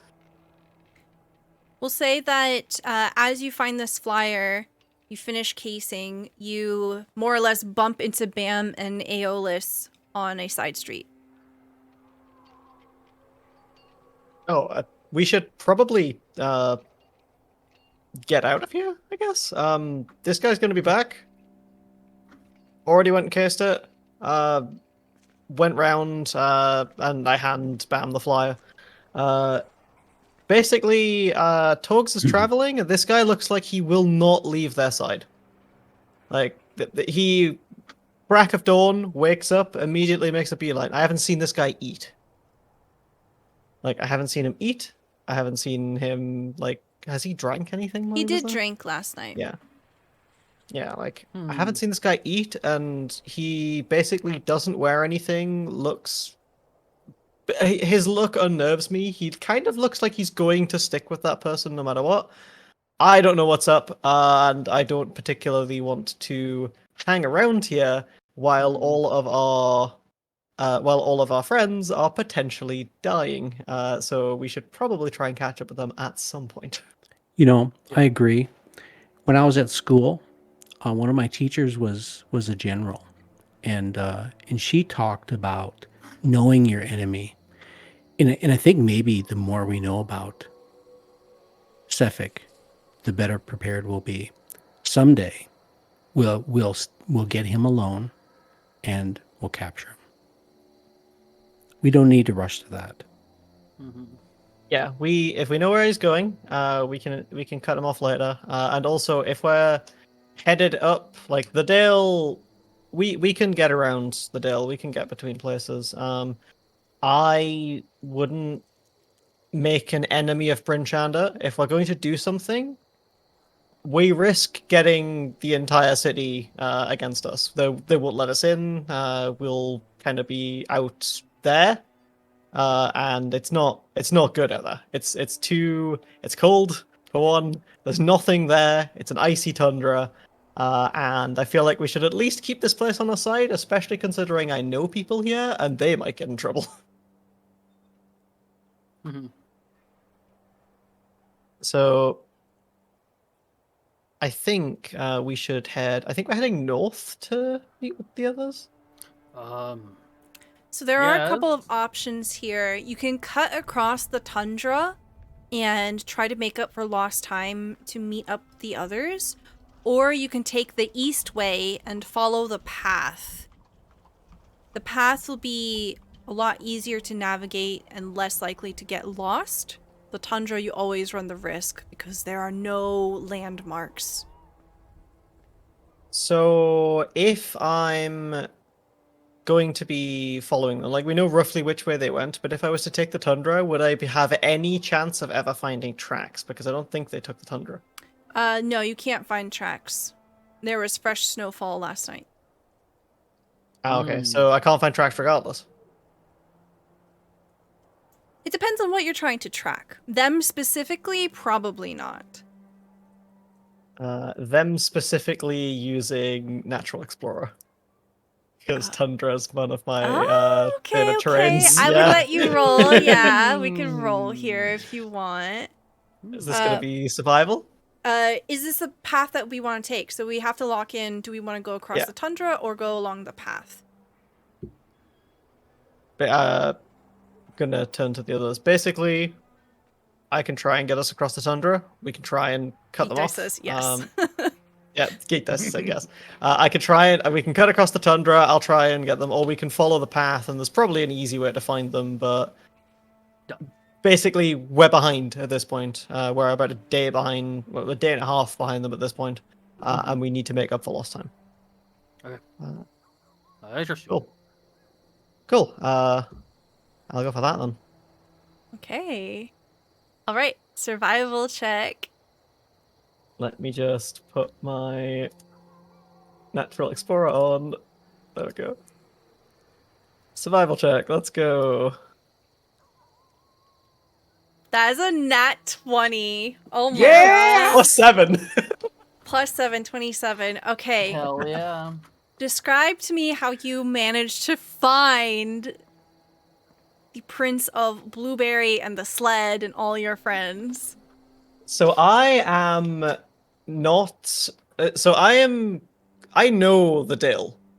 Like I know Bremen like the back of my hand, but I know the Dale generally. And as we're going across, the way I navigate is not normal. Like I don't navigate based on like sight and like knowing where I'm going and then like landmarks. There are no landmarks, for one. That is the biggest part of this. There are no landmarks and there's no visibility unless it's a clear day. So I know roughly which way we're going, and I know how to not stray from that path no matter what. So I'm going to just take us directly across the tundra. Almost beelining it towards the next area. Mm-hmm. And what I'm going to do is try and see if I can magically find out find their tracks. Well, I'm going to be going blindly in one direction up until I know where they should be, and when they're there, I'm going to see if I can sense them instead of finding their tracks. Like, finding them was literally impossible. Finding magical traces of them, yes, since I know who they are. Okay. Yes, absolutely. As you're doing this, can I get Constitution saving throws from all three of you? Okay. This is for what? For picking up the pace. And the consequence being exhaustion? There's no consequence. I just want to see how well y'all are going to do with making time. 18. Wow, everyone rolled really well. Dirty 20 Wow. from Aeolus, 18 from Emmeline, and a nat 20 from Bam. Very good. Yeah, there's just something supernatural, something like perfect chemistry, perfect cadence. I think Emmeline just finds the exact route that you aren't fighting actively against the elements. There's a natural dune that has been made in the path that you are cutting across, and because of the way it is shaped, it allows you to walk over it instead of fighting through the snow. Yeah. And the three of you, especially with Emmeline at the forefront, are very confident that you are making good time on your way to meet up with your friends. And I think this is a very good time for us to take a quick break. So please join us in doing a little break here. We're going to stretch, grab a snack, grab some water, and we'll be back here in just a few minutes. Right back, everybody. Bye. Bye. Hey. As we return to the three of you, you have decided to leave Sepik Caltro for now and to make your way into the tundra to catch up with your friends. With almost supernatural accuracy and attentiveness, Emmeline's able to carve a way through the frosty wilderness, and you are able to make very good pace. Perhaps it is because you slept in a warm, dry place tonight, and you had a decent breakfast. That goes a very long way as well. But eventually, you come across a natural valley, and it is in this valley that you see this large green creature sitting in the snow, and it seems to have spotted you as you're approaching from a distance, and is just watching you.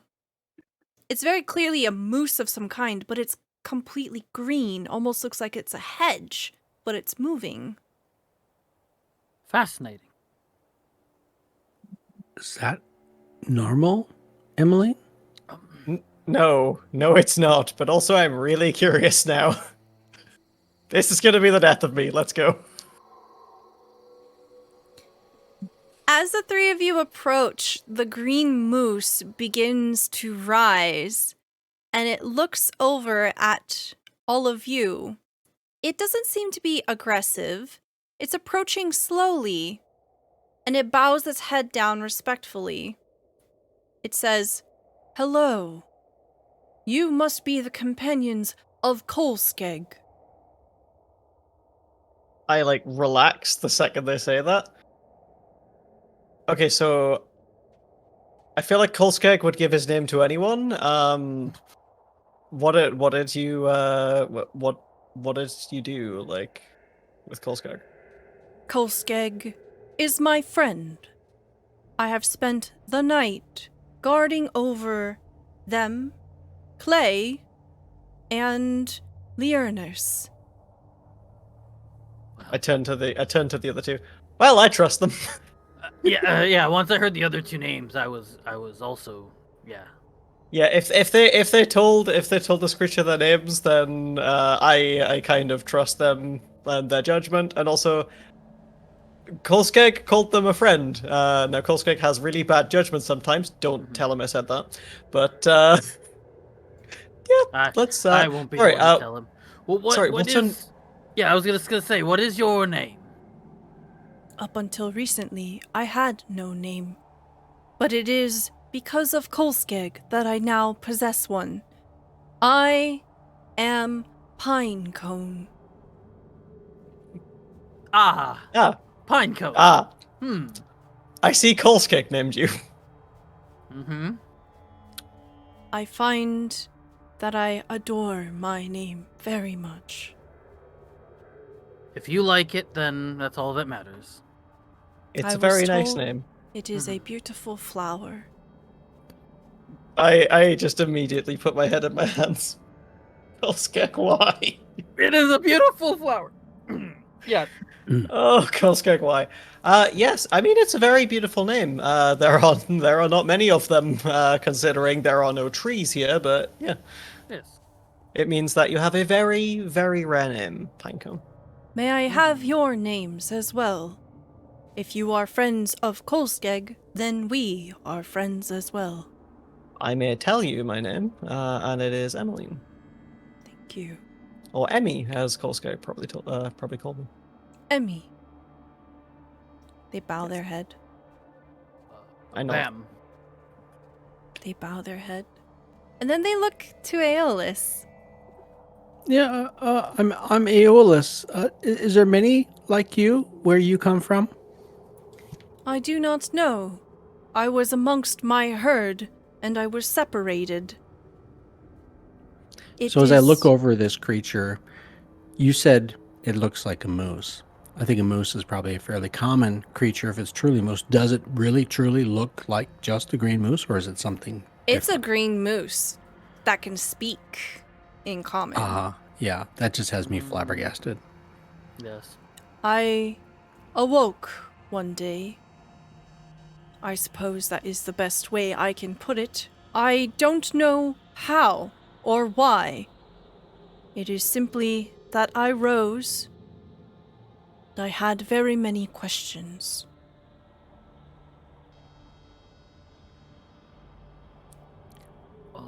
Almost like you were awakened, yes? Yes. One day?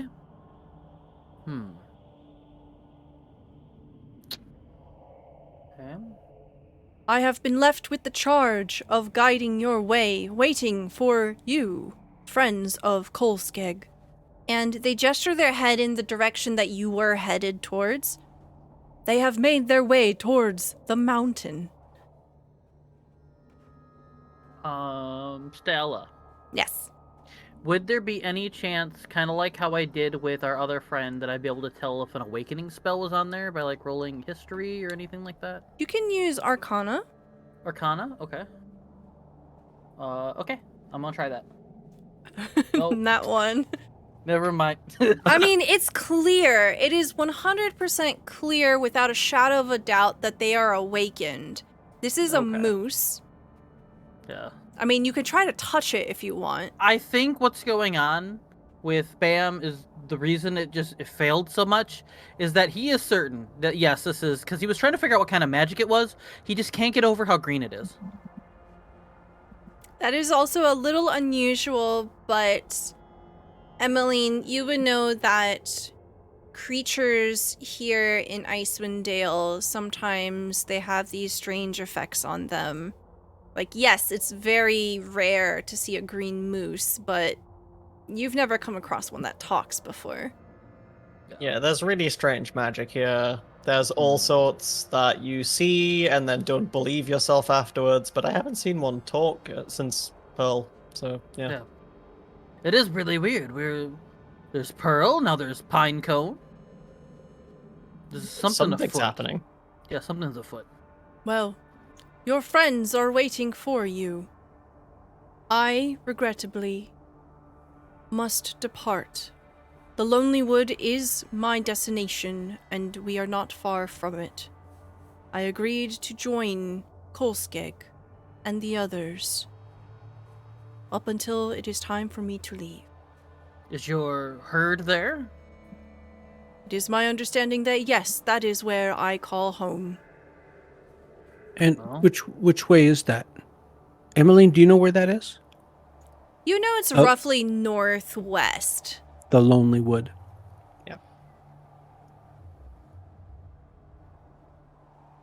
Yeah, look, it's on the map as well. So. Pinecone, I'm really curious about what's happened to you.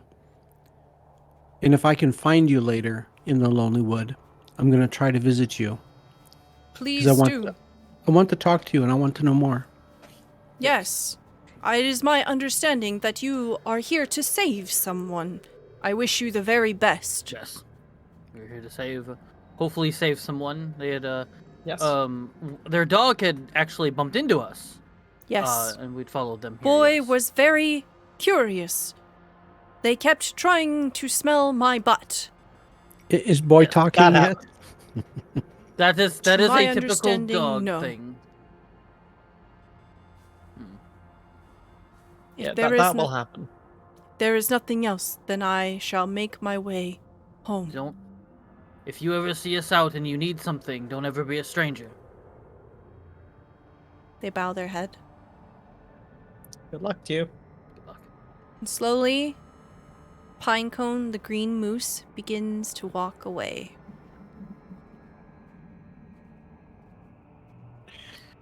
Pinecone. I As he says, as the moose is like further off away, he still cannot get over the name Pinecone, so he just kind of Kolskeg. giggles to himself. Why did Kolskeg think that was a flower? I told him what pine cones. Well, I mean, can't even be mad at him. It's good. It's honestly. nice. I'm warming up to it, but I mean, it's good. It is technically a very rare thing. you know, now that I'm thinking of it, I can't really think of a green flower. There are some. Huh. None around here. In fact, if you find anything green around here, please tell me. It'd be really nice to know. First time in about 5 years. Well, uncounting that, I will. Yeah. How do you two feel about climbing a mountain? Well, I can try. I was Yes, kind I of really hoping to get a ride on a moose. That would have, yes. Unfortunately, that moose seems to have gone its own way. How are you feeling? How are you feeling, Aeolus? So you asked that question and you're looking at me and you already know the answer. Oh So yeah. I carry this backpack and I'm so skinny, I'm just sticks, really. And already it weighs me down and I just kind of trudge behind you. You're kind of surprised I can even keep up the way I look. I look miserable. And today, more than ever, the snow is heavy. And yeah, I was, I guess, pulled out of my stupor by suddenly appearance of another awakened creature. But yeah, I just look absolutely miserable. I'm gonna hand you a good berry. I'll be like, just eat something. We've been on the road for how long now? Have we been walking? We'll say that it's been like 6 hours. Oh yeah, then we're fine. Yeah, we've been walking continuously for 6 hours. We've been marching for 6 hours. Yeah, marching. We should for the sake of us, I kind of want to make sure we get a short rest in for Aeolus. But I'm gonna hand him some good berries and basically check he's okay before we keep going. Yeah, this is a natural place to rest. There is the cave, and you find evidence of, however diligently that Lyranus had cleaned up, there's some evidence of chalk or some of the leftover nuts from what Kolskeg had gifted to Pinecone. So there's evidence that someone was here very recently, right? So it's very clear they were here. You take a short rest, and you continue on. And we're going to fast forward here and rejoin everyone. So, Kolskeg, Lyranus, Clay, you have settled at the foot of Kelvin's cairn. And I think along the way, to kind of just help with the timeline and stuff like that, at one point the sled breaks, right? Oh no, it happens all the time. And so you have to spend an hour, stop and fix the sled. There's time where you have to stop and rest and eat. There's a moment where there's a very heavy storm that pushes through very briefly. and you have to hunker down quite a bit. But essentially, for all intents and purposes, you will all find yourselves joining together.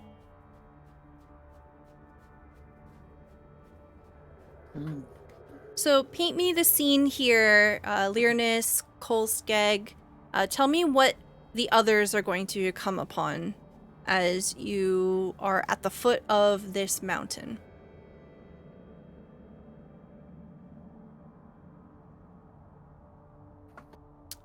You're muted.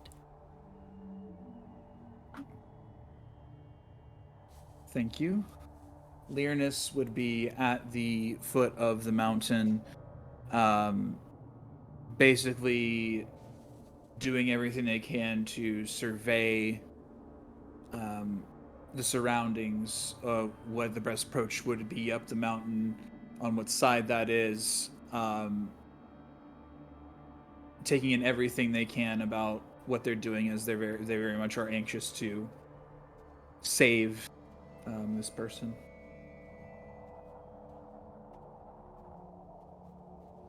Kolskeg, are you doing anything special here? So Kolskeg is basically trying to help fix the sleigh as it's been broken, as you said earlier. And while he's putting his best effort into it, he's not very good at it. So it's more like general assumptions of where things go rather than actually knowing how to fix things. Love it. Okay, Emmeline, Aeolus, Bam, you're coming up on your friends. You see them in the distance, and it's very clear that Kolskeg is doing something to the sled. You're muted. Is the sled all right? Yeah, I think I fixed it. It should be good to go now. What happened to Good, it? we found you. We may have hit a rock or 5. Yeah, okay. Quick question. Is that sled my sled? Yes. Or is it... Okay, yeah. Look at it again. And at It's Emmy definitely not saying broken that, anymore. Maybe. at Emmy saying that and wanting to be absolutely transparent and honest, Lyrinus will come out of their focus for a moment, kind of look at Emmy and say, I am terribly sorry I was driving. I have some experience with land vehicles. I don't expect that will be operable again anytime soon. It's funny that I come up here, my sled is broken, and you all like get really sheepish about it. I've had this thing like 25 years. It's broken quite a few times. Don't worry about it. And I'm gonna just busy helping them fix it. Yeah, we'll say that it takes only about 30 minutes. Emmeline, you know the ins and outs, characteristics. You know the weak spots of your sled, and you're able to fix it together Yeah, I have with rope help. on me and stuff. Mm-hmm. And by the time that you finish, you find yourselves at the base of this cairn. You can see that it stretches up into the sky. It is currently not snowing, so you can see that it goes up quite a bit, and you can see that the slope must be quite difficult to traverse. And as you're making your way forward, the sled fixed, Boy seems very intent on leading you. And he leads you straight to what is clearly... God damn it. Nope, not that. A base camp. You come up and you see that there are 2 tents pitched in the snow near an icy outcropping that acts as a natural windbreaker. Between the tents is an overturned sled. Still harnessed to the sled are 5 howling dogs, and you can see that one of the braces is broken, and it very clearly matches the one that was on Boy when you found him first. I'm gonna check that out. straight away. Look around for people. Signs of blood. As you're looking around here, you don't see evidence of people. You see that there are 2 small crates here. One is empty, and it appears that the dogs broke into it and ate the provisions that were contained within. The other one is not within dogs' reach.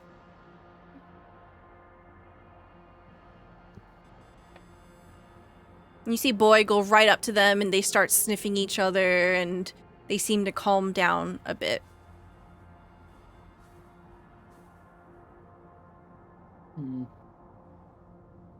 Is it just them here? Like, can we see anything else around? It's just the 2 tents.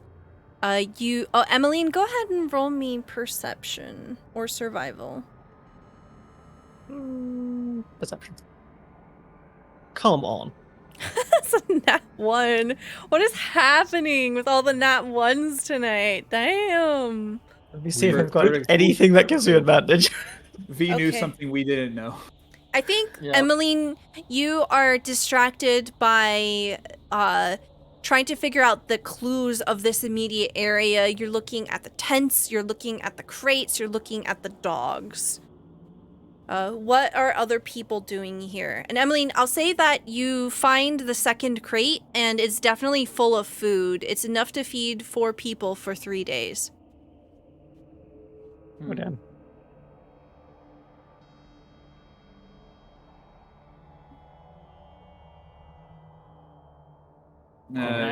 Can I roll a perception as well, I suppose? Yeah, go for it. Go ahead. Anyone can do whatever they want here. Okay, an 11. You see that there are some tracks that are beginning to go up the side of the mountain.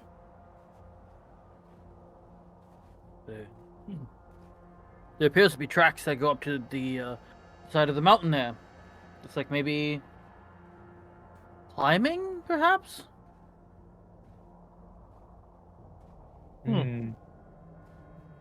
If they went up there, boy, we did find out that they were going up a mountain, didn't they? I think it makes sense. But why would they leave? They left the dogs here at the camp. I mean, Maybe I'm something spooked them. completely like distracted petting them. Kolskeg is petting while he's talking, like he's just sitting in the middle of the dogs, like letting them. Like, Oh, they be all love over you him. guys. You are getting licked all over. and Lyrinix. He's like struggling to keep his head up while he's talking. He's like, They're I all think- super fluffy. They're all very friendly.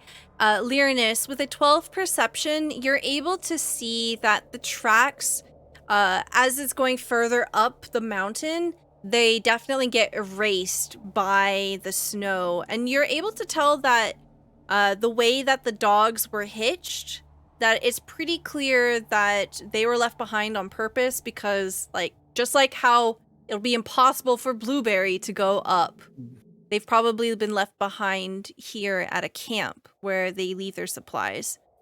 But clearly, whoever intended to camp here didn't make their way back yet. And the crate that Emmy found that had rations in it, did it look like some had been taken for their journey, or was everything left behind? Emmeline opens a completely sealed crate.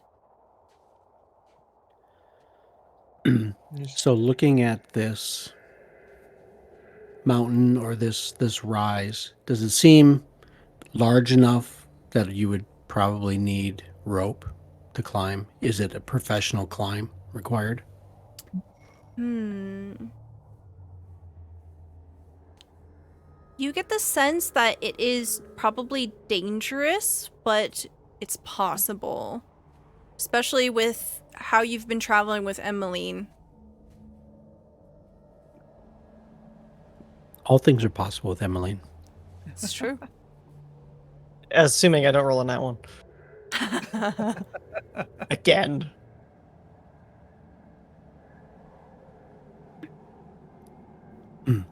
If somebody could talk to one of the dogs, maybe we could ask it to track its master. Oh, I can talk to dogs. Hang on. And So as can he's I. sitting there getting licked, he's like rubbing off. He's like, "Which one of you know where where your owner went? Hmm? Did he go up the mountain? Will you lead us there if I let you off the leashes?" Kolska, can I get an animal handling check? Yeah. While he's doing that, can I cast Speak with Animals? Okay, yeah. I didn't have that, or I was gonna try that too. Okay. That's a 12. Okay. Kolskeg, it's very clear the dogs don't speak common, but you know they're saying I love you with their eyes. Aww. They all love me so very much. Emmy, can I keep all of them, please? I'm sorry, I don't think you can keep them, Kolskag. I mean, we might if their owners are gone, but we're not meant to be doing that. I go up Stay to the dog. positive, please. I go up to the I go up to the dogs, and I go up and like stroke one on the head, and I go, "Hey, so where's your owner? Like, where are your owners?" Okay. When you cast this magic, do we see anything? What happens around you? You can flavor it aesthetically however you want. I have basically just like I've started signing this as I like walk towards them while Kolskeg is petting them, trying to figure it out. I'm just like roll my eyes and then start actually casting a spell. And everybody, like, while watching me do this, I'm just making like really like it almost sounds like I'm doing practically what Kolskeg is doing, but they understand exactly what I'm saying, and I understand them. Yeah, So you just see like, yo. you see all of the dogs are just going, I love you, I love you, I love you to Kolskeg, but Boy looks at you and you can see that Boy is definitely the most intelligent out of the group. You see that the harness where he broke out of, he was at the front. He's definitely the lead dog. He looks at you and he lowers his nose a little. And then he turns his head to deliberately point up the mountain, and he sniffs the air. He whines, and he begins to take a few steps in that direction, and is waiting. Are they? I like walk up. Are they still there? He sniffs, and he just whines and begins to move forward.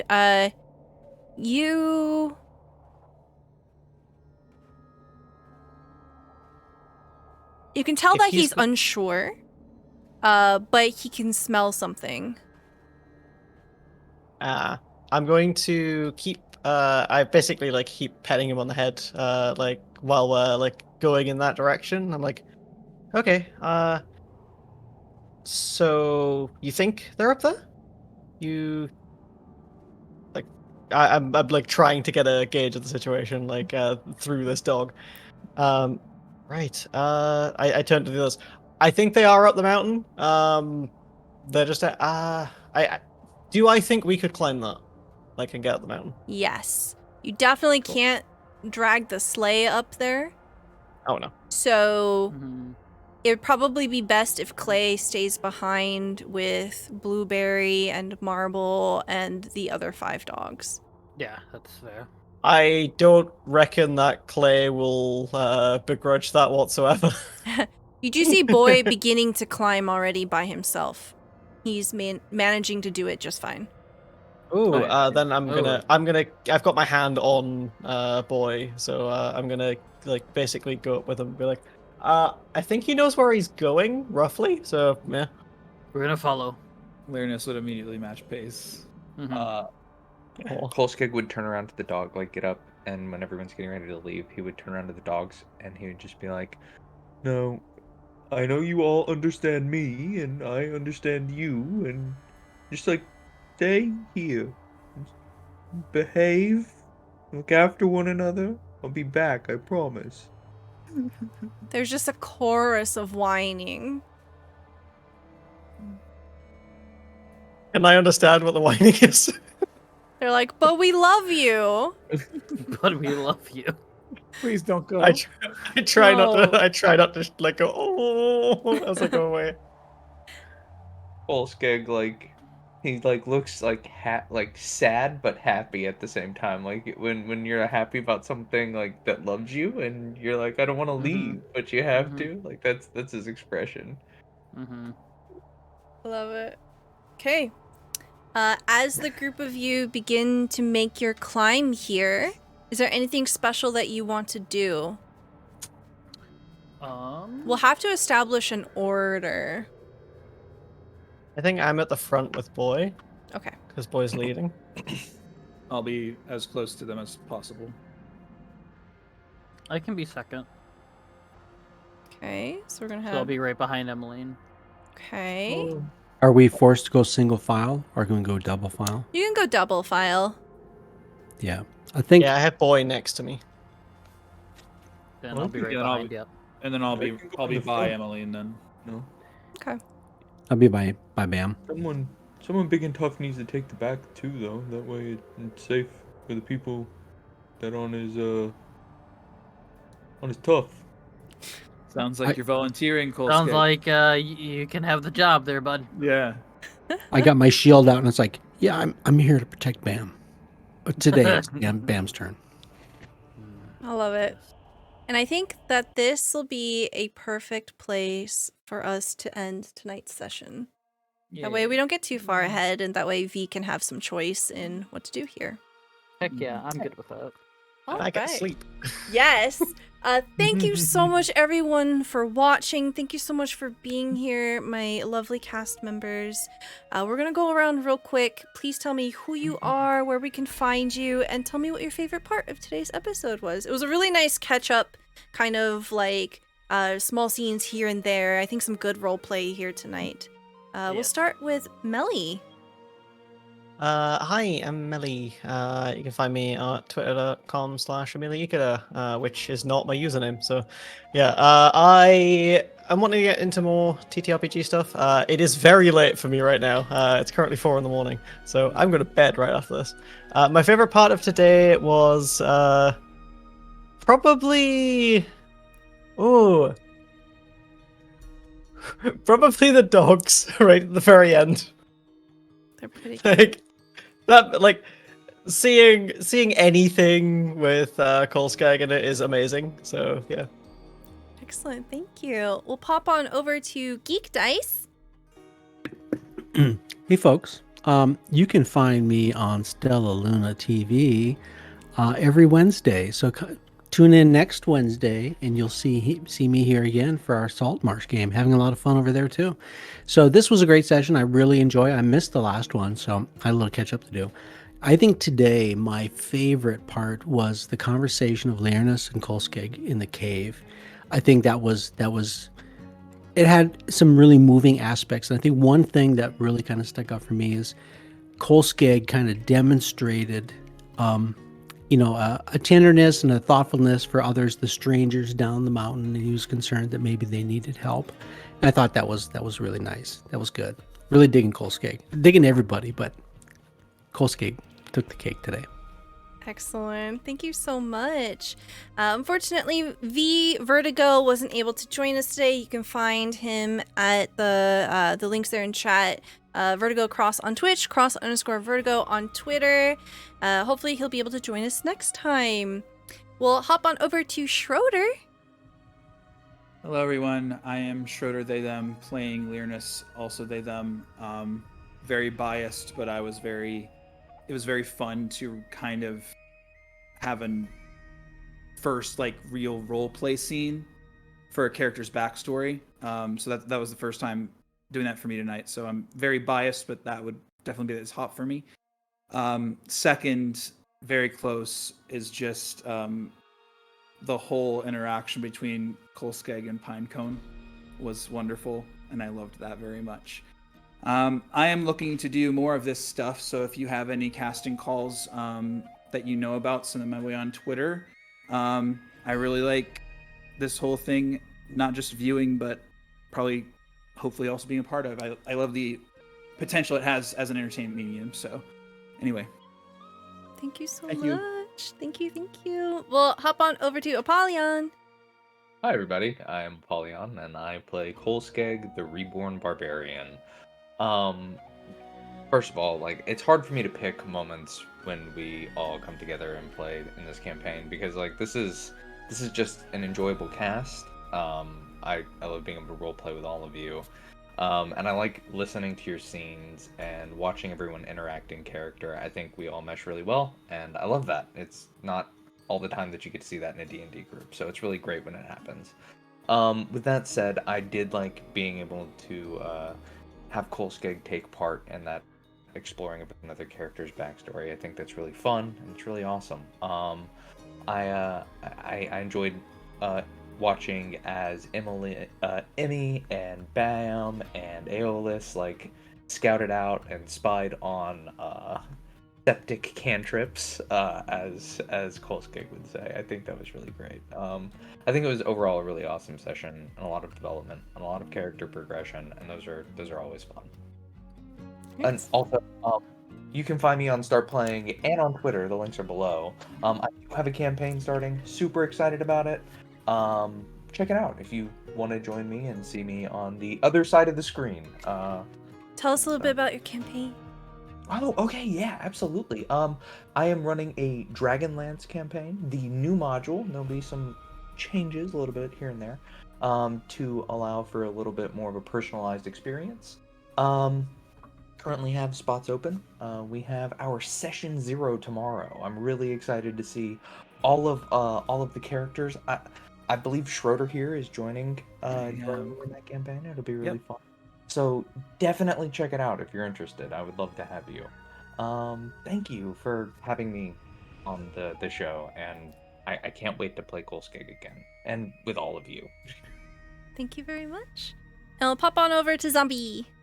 Hello, I'm Jacob. I'm Zombie IMZ. I'm what was the name you to call me. I'm the lore keeper and Captain Z of the Good Ship Clip. I probably do too many clips, so that's up to your own discretion.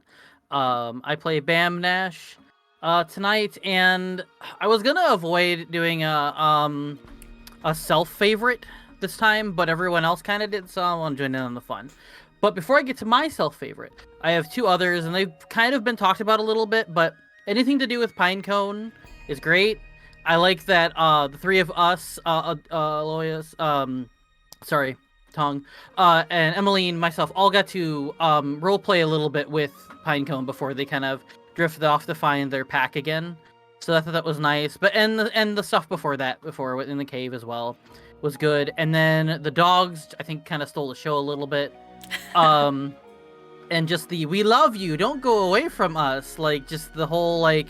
Just every kind of dog just being like, I love pets, this is what I want. And then I guess this is a segue I didn't expect.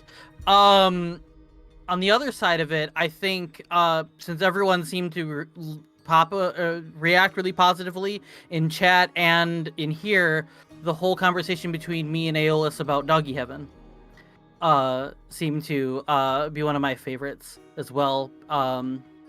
Yeah, it's fun to just kind of do the solo one-on-one role-playing and such, and I like it when we can do that with all of the characters. The Kolskeg and Illyrius role-playing one-on-one was really fun too. So it's just I like these. I think my favorite part overall the whole session has just been the little moments everyone's been able to do with each other. Excellent. You can find me on Twitter at ZombieFighter89. If you go there, I have a pinned tweet made by the lovely Lady May. Go follow Lady May. She's amazing. It is a pinned tweet for my business card. I do video editing, audio editing, Twitch clipping. If any of those things are what you like, I do of my own accord because I really like editing and it gives me time to practice and do stuff. So on my own, to myself, I make the little promo videos that we see every week. They're always really fun to make. And then, as well, I do, as anyone who's been around me knows, I do a ton of clips. So I think I'm okay to ask that for a service. I think I do enough. So if that's something you or anybody else is very much interested in, please go ahead and give me a shout. I am looking to be hired for fun stuff. And as well as what GeekDice talked about earlier, if you have not seen enough of this face, you can come back next week for, Brain, my other team that I'm a part of that I can't remember. Saltmarsh. Saltmarsh. God, my brain. I don't know why my brain does this. It's okay. It's late. You are doing great. All right. Yay. That's all for me. Thank you so much. I'm Stella Luna. Thank you so much for watching. If you would like notifications for whenever we go live, please consider giving us a follow. It's a free way that you can support the channel and be kept up to date with all of our content. So we will be back with more Rime of the Frostmaiden, not next week, but the week afterwards at 8 p.m. Eastern Time. Thank you so much for being here. Hope you have a wonderful rest of your day. Good night, everybody. Good night. Night. Night. Bye.